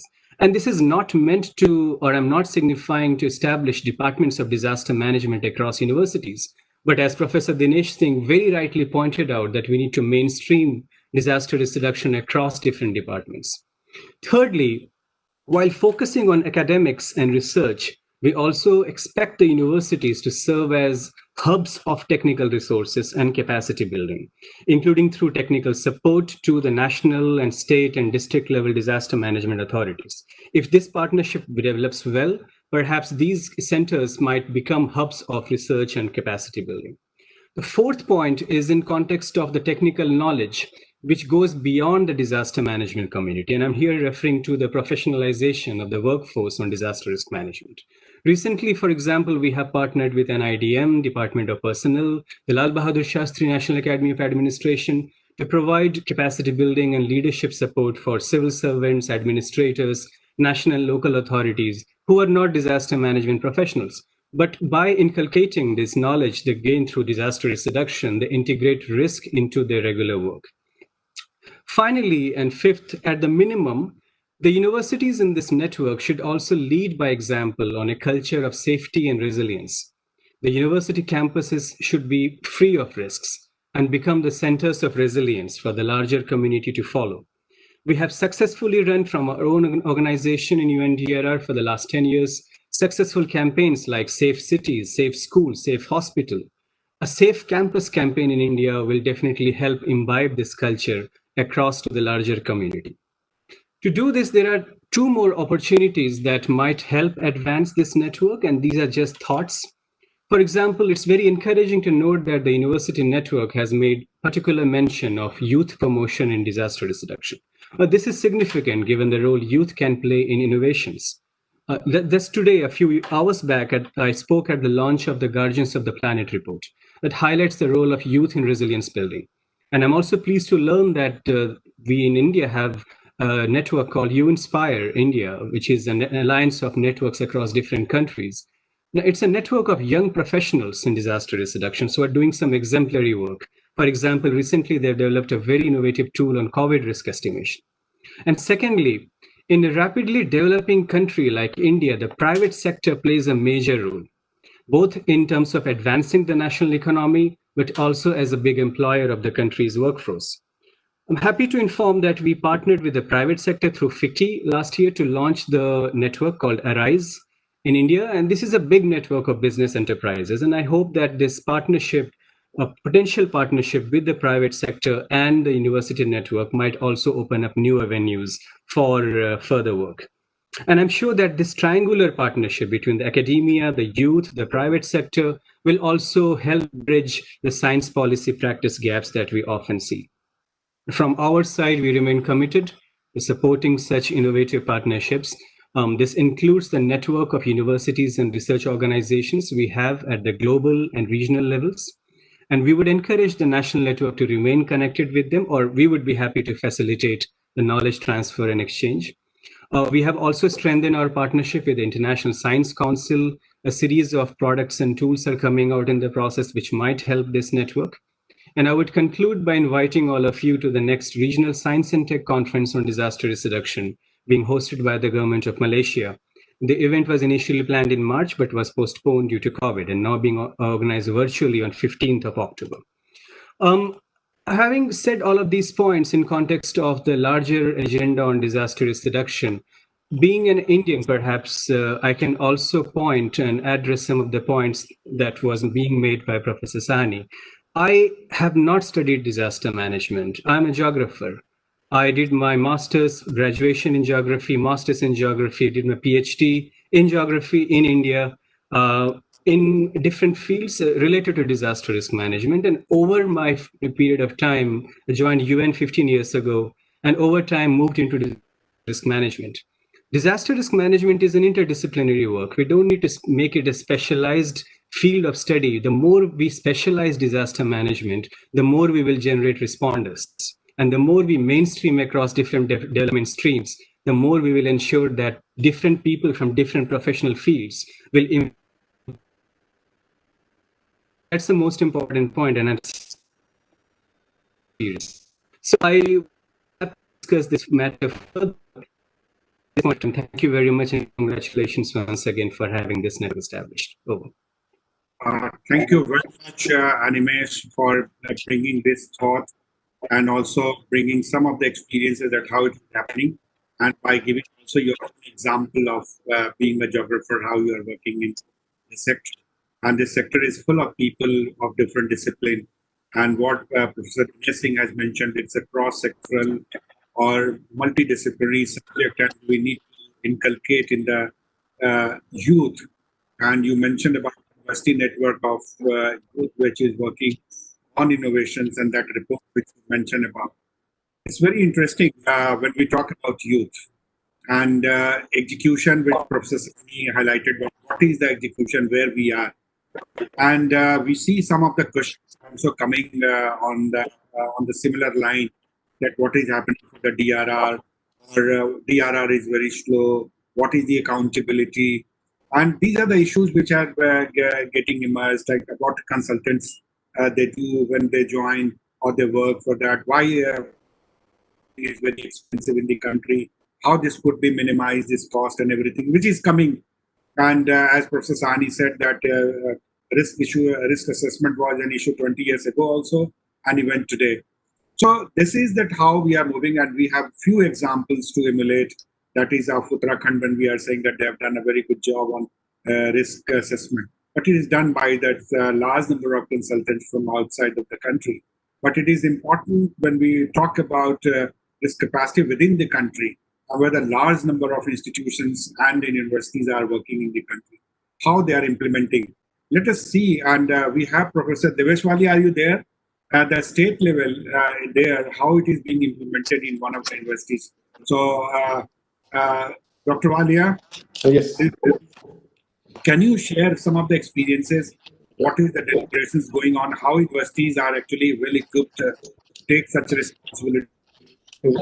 As I mentioned, and also Dr. Dinesh Singh mentioned what Kamal Kishore is saying, and how, in a brief deliberations, can you share some of the points? yeah. Thank you, Professor Santosh Kumarji. Honorable senior dignitaries present here, panelists present here, and since morning, since afternoon means around 2, I've been listening. So we can understand that disaster management is full of energy still. So seeing Pradeep Sahni ji and seeing all the members, it is still full of energy. That's what we require. Only thing is we need to channelize the energy in a proper fashion, and that's what has been is the major hindrance. Now probably with the proper guidance of the senior people, probably the things may move in the right direction. As was rightly pointed out, that it is never late to take a right step. And as it has been mentioned by to start with, I'll not go too much here and there, but the important thing is that I must thank Santosh Kumarji for inviting Secretary General of Association of Indian Universities. It is very positive and very good move, because to start the program, I'm in a process of monitoring how the disaster management studies they are going in India, and probably sometime back even University Grants Commission also approved, and even with the intervention of the courts in India, it was said that such studies be incorporated at different levels. But only thing is that the right step in the right direction were somehow they used to be missing. And but with the Association of Indian Universities, as we know that all the universities they have to register with them, probably through them we'll be able to implement some of the courses in the right perspective. That's what is first thing. Second thing is, as we have with us Dr. Dinesh Singh ji, we know that being a mathematician, he has very well talked about the incorporation of disaster-related studies, not as a separate entity, but as assigned to different levels. But important thing is, as rightly pointed out by Animesh Kumarji also and some other panelists, that disasters, they require more, the gap needs to be filled up with theoretical and the practical usage of the different policies. At the same time, it requires more on hands-on, over which Tata Institute of Social Science has been working, and probably they have started these studies in a confined, channelized manner in India. But now, with the present day time, as we are moving ahead, as especially we can understand that living in the northeastern part of India, daily with the increasing population, daily the vulnerabilities, daily the risk is increasing because of the not only population. Once the population increases, it's so many factors associated with it, industrials and all. They also put pressure, and they go even starts their functioning even in a disaster prone areas, and there is no one cannot stop all such activities. So under the present circumstances, it is very, very important, especially for the northeastern states. Actually, we can take lead also to start, although all over India it can be taken up, but being in the Himalayan region, being in the syntaxian zone of the Himalayan region, being very prominent earthquake prone area, we have to take something. We need to take some steps, as it is very importantly, it is impregnated or it is integrated with the new education policy, with the system. Now, with real commitment, we have to take up these issues. Otherwise, we'll be lagging behind, because we know that so many, like this time, even in Bihar also, in Northeast, many places were flooded. Many places, like in Mizoram, there is a cluster of earthquakes. They are occurring. Today morning, there was a good magnitude earthquake, around 5 magnitude earthquake in near Kathmandu also, where it has occurred in 2015, 25th April. So what happens that this is the area where the people is residing in more disaster-prone areas, and such vulnerable conditions are increasing day by day. So the responsibility of all of us, those who are engaged in research or in academics or in any field associated with the disaster, now there is no time to speak of saying that there is lack of facilities, lack of funding, because now in the name of disaster, everything is available at our doorsteps. Only thing is we need to tap. I don't know, from the last 30, 40 years, whatever work different institutes have carried out, which has given us the Disaster Management Act, which was one of the guiding force, especially during this COVID time. Now as we are moving ahead, and last year I attended one program wherein we were introduced with post-disaster needs assessment, so that how scientifically, how uniformly, and how comprehensively when we can formulate what are the needs even after the disaster. So the needs, they don't start after the occurrence of the disaster, but they start even before occurrence of the disaster. So everything is integrated, and the government through these initiatives, the government should integrate, as was rightly pointed out.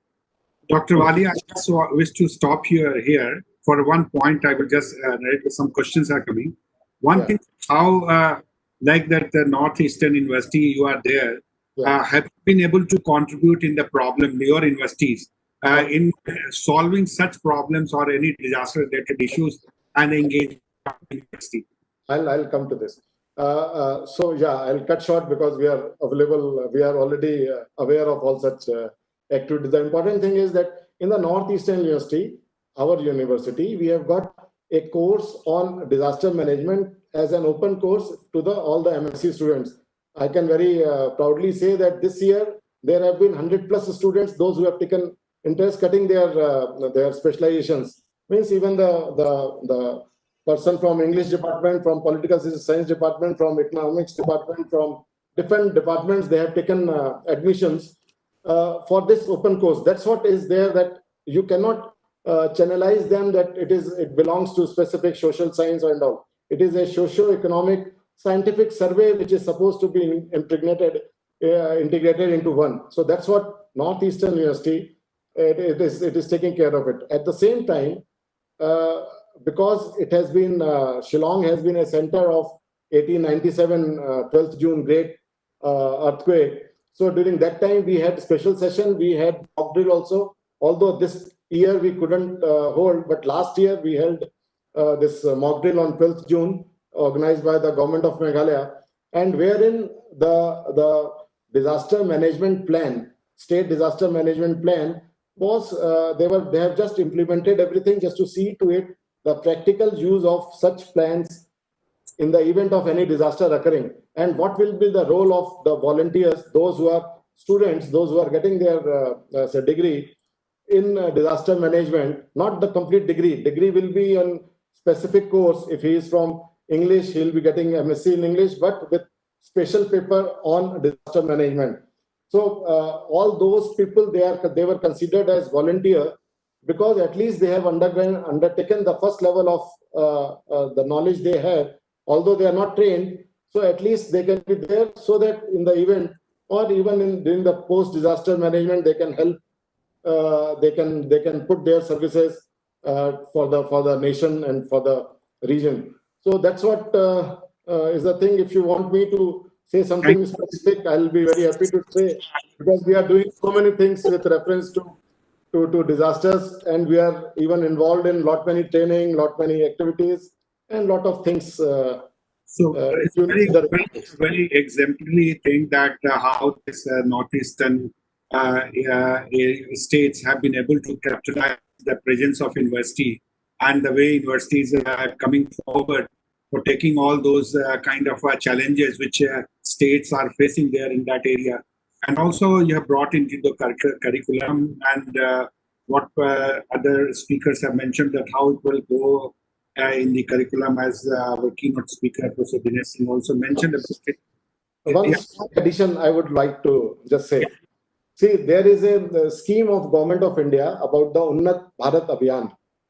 So what I suggested to our Vice Chancellor also, and even all the dignitaries present here, that this Unnat Bharat Abhiyan means all the universities, all the institutions, they are supposed to adopt some of the villages nearby or within the state.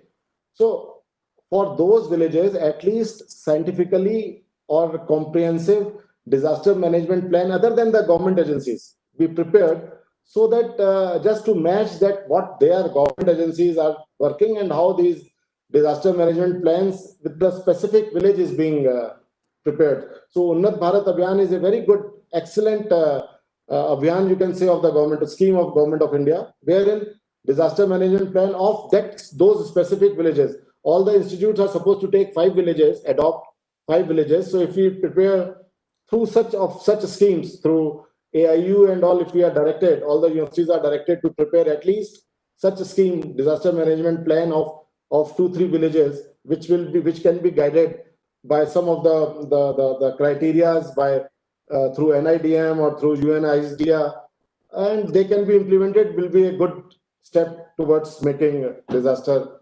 resilient India. That way. Thank you very much. I would just read out to the panelists the questions which have come from the audiences who are attending. A few questions have already posed to this Dr. Walia, and but general questions which all the panelists can react on that. We have that what are the accountabilities or support? One is they're talking on the accountability, and the second is the support from the institutions like NIDM or NDMA to be rendered for the universities. Second is how it will go, the process. As I see that October 4th or something on 2017, UGC brought a kind of a circular that every university will make curriculum as a compulsory. Institution like Tata Institute of Social Science, Professor Janki is also here. She has also raised a question on that, how that entire DRR process can go into the mainstreaming and along with the accountability. And the other question is that if we include such courses in teachers' education program, then we will create a kind of torch bearers for the DRR for the school teachers as well, how to engage them also when we are talking about investing in education. So these are the questions now, and the concerns which all panelists have raised. I will just quickly just request the delegates who still have some questions to address, kindly write in the chat box. In the meanwhile, I will quickly go through all the panelists to have their views. I would start from if Mr. Kamal Kishore is there. Mr. Kamal Kishore, are you there? If he's not there, we'll just take quickly if Professor Dinesh Singh is there. I don't know, because a lot of questions raised to the university. He has been the Vice Chancellor and now the Chancellor. How he see the applicability of execution?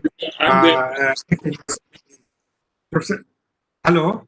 Yeah, I'm there. Sir, what is your reflection on the deliberations which have gone and the kind of questions which have been raised by the delegates, that how university can actually go for execution and the challenges they face?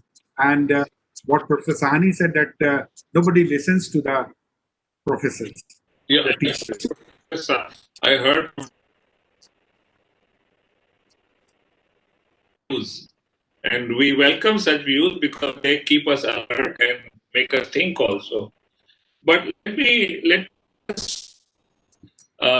Professor Santosh, that I have one major that is some detail from a agency counterproductive, and I'll tell you. Supreme Court law directed through a judgment that all universities have to have a mandatory course on the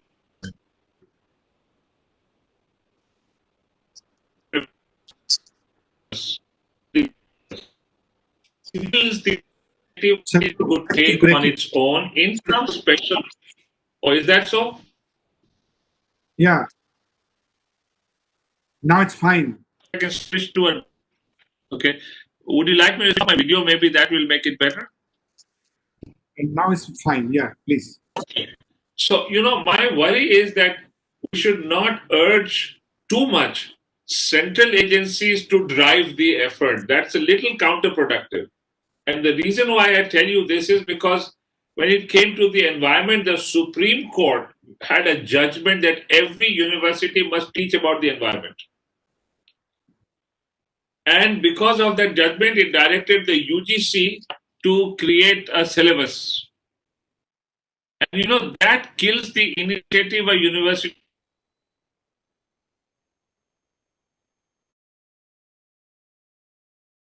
Can you hear me? Hello? I can't hear. Now we Am can I hear. audible? Am I Yes, audible? sir. Okay. Yes, sir. Because I've switched to a different Wi-Fi system. I mean, Wi-Fi systems are very unreliable these days. So I've switched to another. Hopefully this will be better. So, my point is this, that if the UGC syllabus for environment under the directions of the Supreme Court, then it results in too much stifling of the initiative a university could take on its own. So my humble suggestion is that we should urge universities and give them some incentive, but not drive the effort for them. The incentive should be there in terms of, if they want some personnel, a little bit of funding, some expertise, training, whatever. But let universities come up with some efforts and allow it to mature a little. Over time, you will be able to tell which universities require which kind of higher support. And then you nurture those and mentor them and take them to a higher level. But at the same time, we must urge every university to be alert towards the need of creating some expertise, some awareness, some insight into disaster management. So you will have to be very careful. If you allow this to become a central effort, where the UGC, the other agencies tell you now you do this, now you do that, it will become counterproductive. So we'll have to draw a balance there. But otherwise, I think all universities are to be made aware that this is an important issue. It concerns the future of mankind. There are disasters happening about which we are not even aware. The way plastics are being degraded, sort of affecting marine life. There are studies now emerging that even small clams are being stifled to death because of small particles of plastic which degrade and then spread across the oceans. And once those small lives go, marine life in the oceans will be completely destroyed because they feed all the other lives, all the other species. No one has even studied this yet. These studies are just beginning to emerge. So this is something every university must pay attention. But don't make it totally a centrally driven effort. That's my humble suggestion. Thank you very much, sir, for your comments. It's incentive vis-a-vis direction and how we can move further. And although all the universities have a role to play, what is the comment now we can take from this Mr. Rajendra Singh ji from NDMA? A lot of questions I read about related to NDMA. Is there a, are you there, sir? Sir, he's not there on his chair. Okay, he's not there, so we will be missing. Mr. Kamal Kishore is also not there probably. So we can hear on this the comment, Professor Sani. I'm getting back to you for your, after listening to deliberations and lessons learned, what you had and what you have shared. What do you suggest for the future direction, how we should be moving? Well, Santosh, thank you very much. I very tentatively listened to Professor Dinesh Singh because whatever word he chooses with the great amount of ease, of course, but of course, great amount of intentions. I get along with whatever he has said. He has made a very valuable point. Question is that we have to evolve a kind of the mechanism whereby the desired things are taken into being. Fortunately, I have been working with Open University, whereby we have taken it as a mandate, as a passion, as an interest, whatever one talks about. That well, now when the UGC has come out with choice-based credit system at the undergraduate level, we have a course which is generic specific so far as disaster management is concerned. Earlier than that, we have been taking up the certificate program and this PG diploma and masters at the Master's Public Administration. Also, we had a course on disaster management, and number of the students have done their PhD also from IGNOU in the area of disaster management. And again, what our friend Professor Davesh Walia was referring on to, and the gentleman from Malaysia was referring on to, that he is a geographer. Good number of us, those who have been working in the area of disaster management in India, we are drawn from the various disciplines. Only like Santosh is an economist, basically. I am from political science and public administration and so on. So, well, in those days when we started working in disaster management in India, we didn't have this kind of a discipline. And even as on date also, we don't find that this is a discipline in good number of the universities, but for Punjab University, Chandigarh, whereby they offer a master's in disaster management, but of course over there also the major focus is on geography. Nevertheless, what is required is that the importance and significance of disaster management, both as a discipline as well as a profession, it cannot be compromised with, and it cannot be minimized in any way of imagination. It is far more important. I had been saying it, and I still have the guts to speak it, that, well, disaster management is nothing. And disaster management is everything, because whenever a disaster strikes, you see, we find that all the things, they go to the back seat.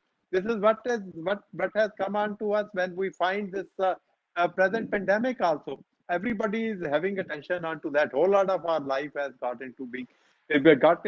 stuck onto it. So, well, the question is that, well, people must be made aware of, but then who is to take the chance of it? Who is to take the charge of it? That is where one finds that there is probably what we have been referring on to, that there has to be a combination of a suitable blend of theory and practice. Similarly, it is required so far as the disaster management propagation and its advocacy is also concerned. Government, which has the major role responsibility. I agree with Dinesh when he says that, well, it should not be centrally driven. I agree with it fully, that it should be something which emerges from the bottom itself. I agree with that, but then it is the role responsibility of the people, those who have the authority, those who can monitor and steer away the thing. Otherwise, some of us, those who have interest, we do perform probably for the sake of our satisfaction. We keep on working.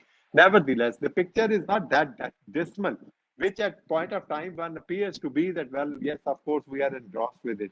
There is certain good number of developments have taken place in the country since we got into being so far as disaster management as an education or as the curricula discipline and subject syllabi kind of a thing is concerned. But nevertheless, more concerted efforts are required, which the agencies, those who have been created by the government of India, can certainly play a role in putting that particular things in direction. That is what my submission is. And I once again congratulate you, Santosh, and General, who is the Executive Director of National Institute of Disaster Management, for taking up this lead and initiative for such kind of a discussion. Thank you very much.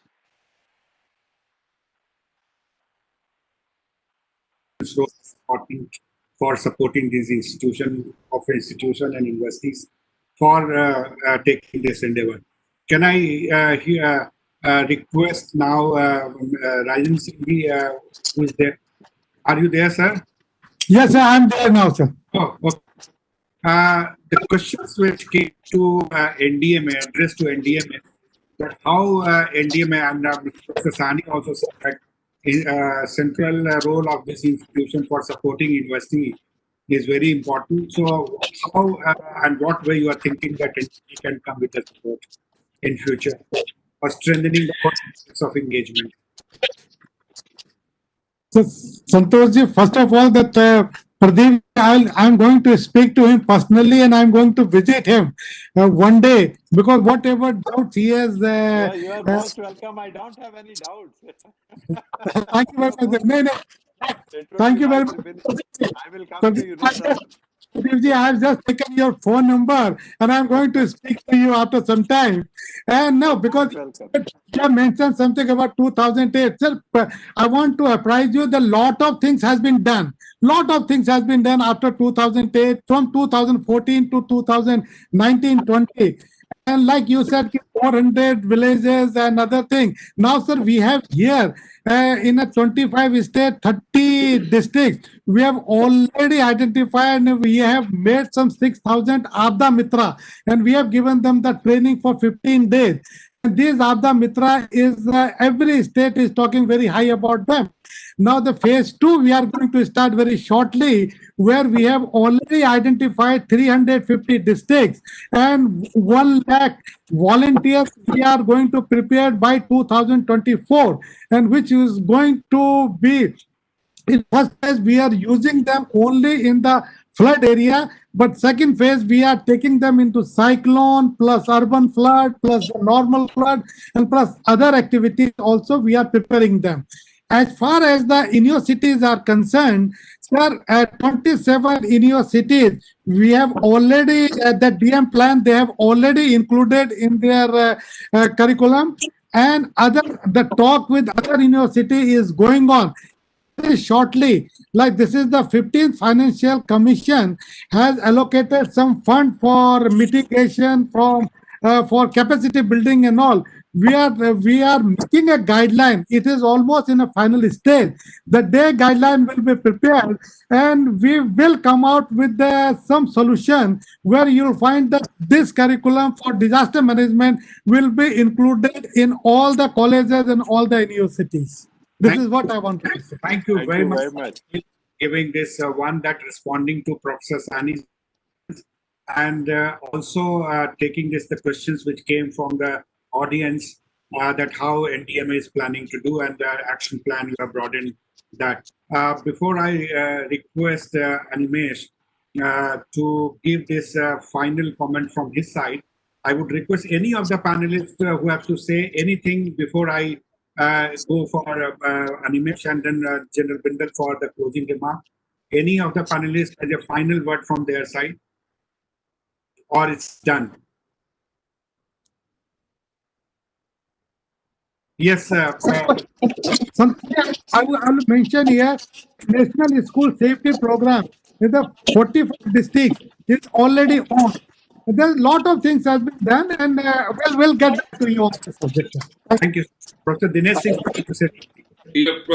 Professor Santosh, I do not know the mechanisms that are going to operate for various activities connected with this, but you know, as a starter, if some agency could set up some kind of modest fund and invite sort of competitive proposals where they set the guidelines that it has to be transdisciplinary, it must tackle this particular problem, it must work on a project basis, and it must deliver some kind of response, some kind of insight within time span of 1.5, 2 years, and throw it open to universities and say that this must be largely driven by undergraduates.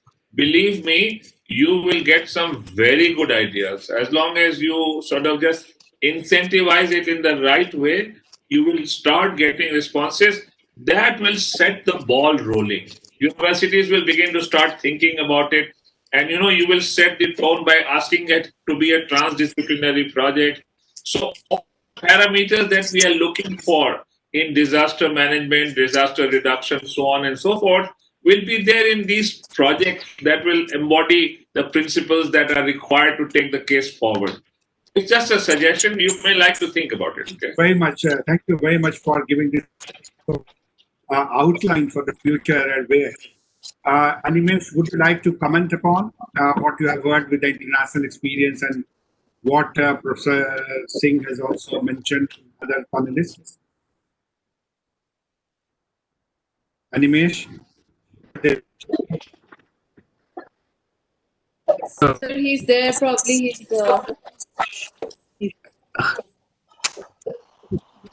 Animesh, what's your final comment? Before he gives final comment, I would like to say something. Dr. Walia, I will come to you. The important thing is the purpose of IUIN is that, as we know that specifically with reference to disaster related studies, there are some centers which are doing and hence we need to build up a stakeholders or say the researchers group from where we can choose, or we can take some of the members to take up specialized studies which are of importance in any specific region. So one of the important thing of this IUIN is that we should be aware of the experts or expertise available at different places. So that is what is the one thing which should be taken care of. Second important thing is to promote disaster related studies. If it is not incorporated as a syllabus, at least it has been discussed also that at least at the UGC or CSIR or NET level, because we need to have some trained people, so they should clear those exams with certain level of expertise. Until unless we have got certain level of minimum level of expertise available, the specializations may be geography, geology, economics or whatever, but they should have carried out some course, and so that they are passing those NET exams to be lecturer or to be professional in this field, some level of some examination at some place it should be there. So these two important things, so that the main purpose of having IUIN is fulfilled, especially with regard to disaster risk resilience. That's what I want like to say. For giving this, and our participants are also writing that we should go ahead for the starting diploma program or a master's program in disaster management, and so things which are coming in the chat box that we will take up later. But definitely, Animes, can you say final thing from your side? Yeah, okay. Yes.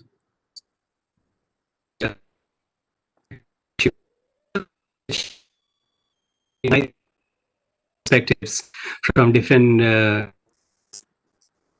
I think my closing thought that I would leave with is that there is response towards prevention, because what would happen is that there are limitations on academics and research on the disaster. But towards prevention, it opens up the floor to so many issues that the students and researchers can move into that will move the agenda forward in a much better way. For the policies in the country, to inform the SDG implementation in the country, it also has many as practical demonstration. All of us are aware of the lead by Government of India on the Coalition for Disaster Resilient Infrastructure, and infrastructure resilience is one of the key practical demonstrations of risk-informed development. How is infrastructure investments, which are going to exceed in billions of dollars in the time to come from disasters? This is the prevention less that we need to adopt. So, talking about mangroves earlier, the larger issue of the nature-based solutions, how can they be inculcated into the way we manage things? The more we advance into our research field, the more scope which moves forward, policy gets informed in terms of the development implementation in country. And from the global perspective, that is the gap we see, that and researched at the national level, there is a huge gap between the two, and be able to move the research agenda forward. But thank you very much. It was a very rich discussion. Thank you very much. Thank you very much for bringing those points and reiterated what the other speakers have mentioned. And I would now request General Bindal for giving his insight at the final remarks, that how he perceived the entire discussion went on, and wish to take this forward at this juncture. General Bindal. Thank you, Professor Santosh. Large number of important issues came out, and also in the chat box also we saw very pertinent observations being made, which will be taken note of. I'll comment on two things which came out loud and clear. One was the research part, that the research has to be entertained, and research should be on a long-term basis. It should not be a one-year research and then it ends. The research team should be engaged with that particular project for a long term, so that they can also comment on the impact. And then only we will come out with a better solution, or we can keep doing mid-course correction where required. One-time research done and a few field visits may not yield the right lessons. And second was the point which was given out by Dr. Dinesh, that centralization, over-centralization. I fully agree that over-centralization should not be done. But when we carried out a stock of the universities which were having disaster management as a separate subject or discipline, we could count only 48 or 49 universities in the entire country. So to start the process, we will have to do some hand-holding. We'll have to give out a suggested curriculum, a suggested way of doing it. And as and when the universities will imbibe that, then they will be taking off on their own. Like in JNU, we started their center for special center on disaster resilience, was started by NIDM 3 years back. For this, the very purpose, this IUIN-DRR network, which has universities and institutions like IITs and technical institutions, will be very helpful in propagating a set of guidelines for the universities to follow, but not a compulsory guideline. And every training institution, if told what to do at every step of the way, loses its value. It becomes more like a post office where something comes and something goes on without any application of mind. Here, we require the university to evolve by itself. The student should be driving the university to evolve, and hence that freedom of thought is very much necessary. And so undergrad and youth at two different places has been talked about, that they must be encouraged and they must be involved. That is a very pertinent point, and in our next meeting we will get undergrads related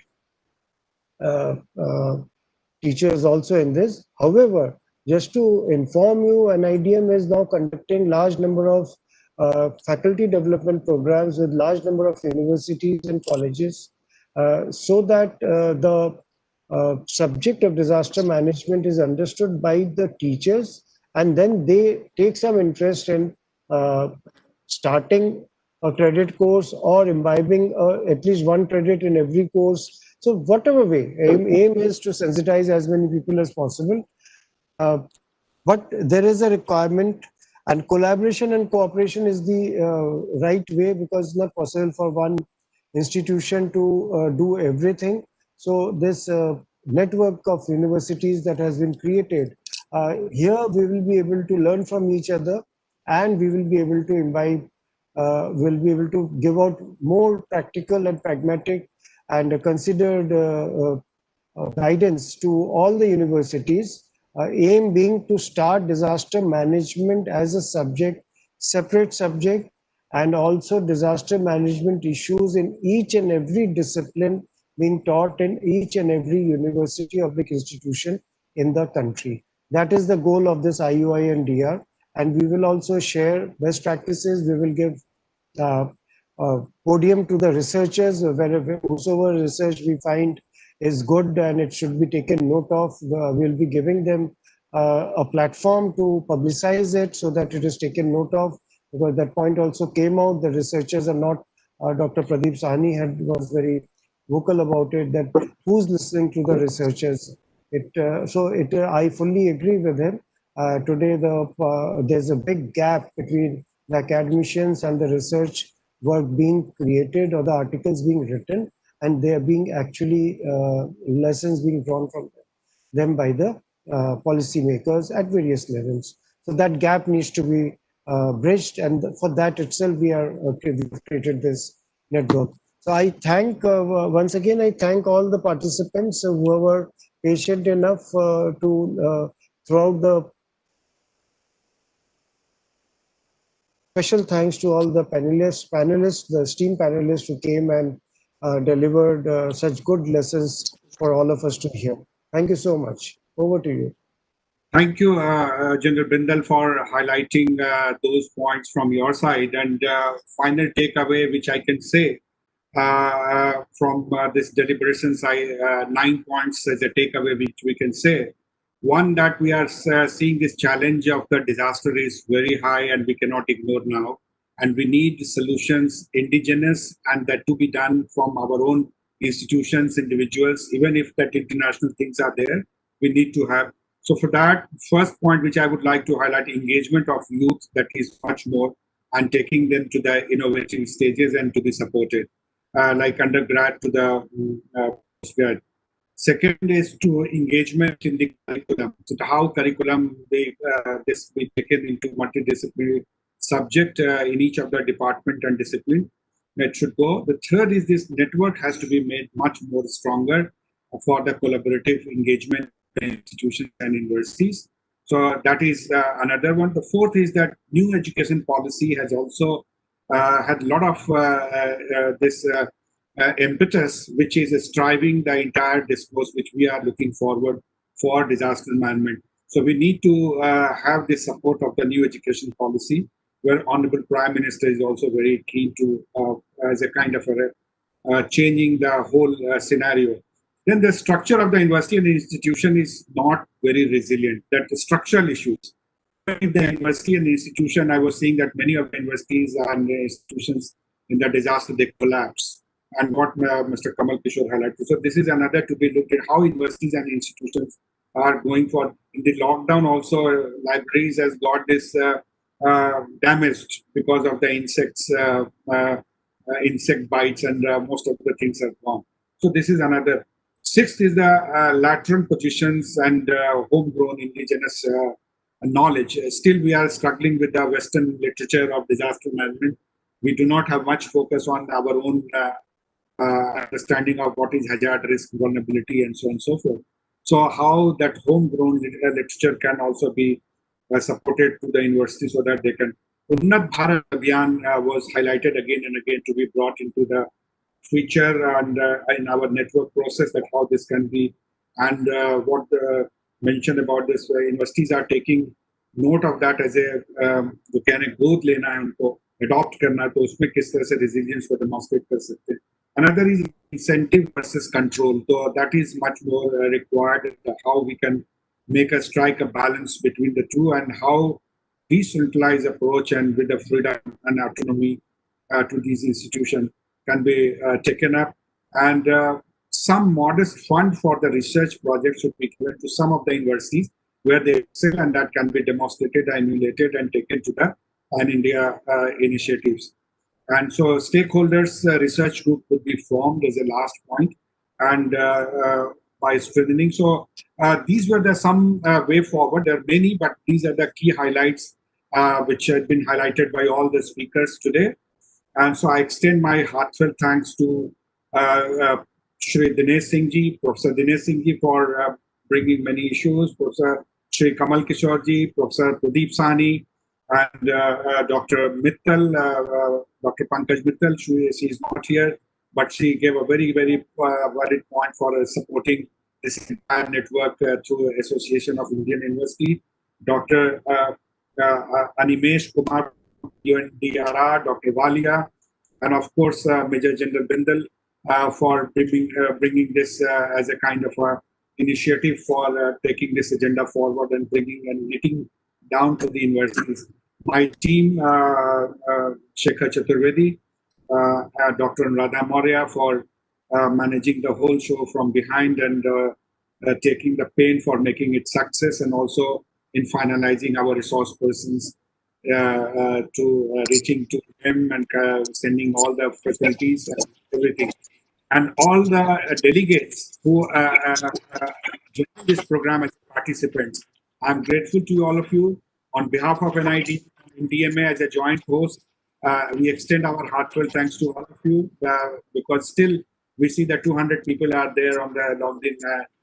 More than that was, so that is the beauty of this in terms of the challenging topic which we have taken and we wish to take forward.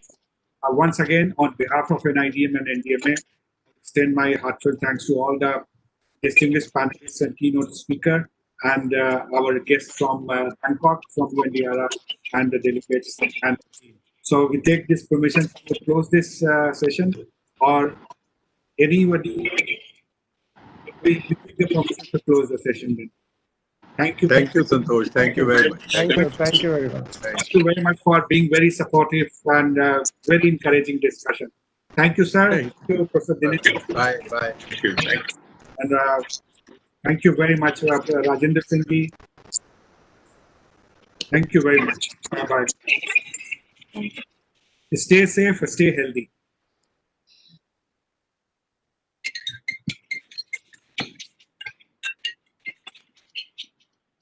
Hello.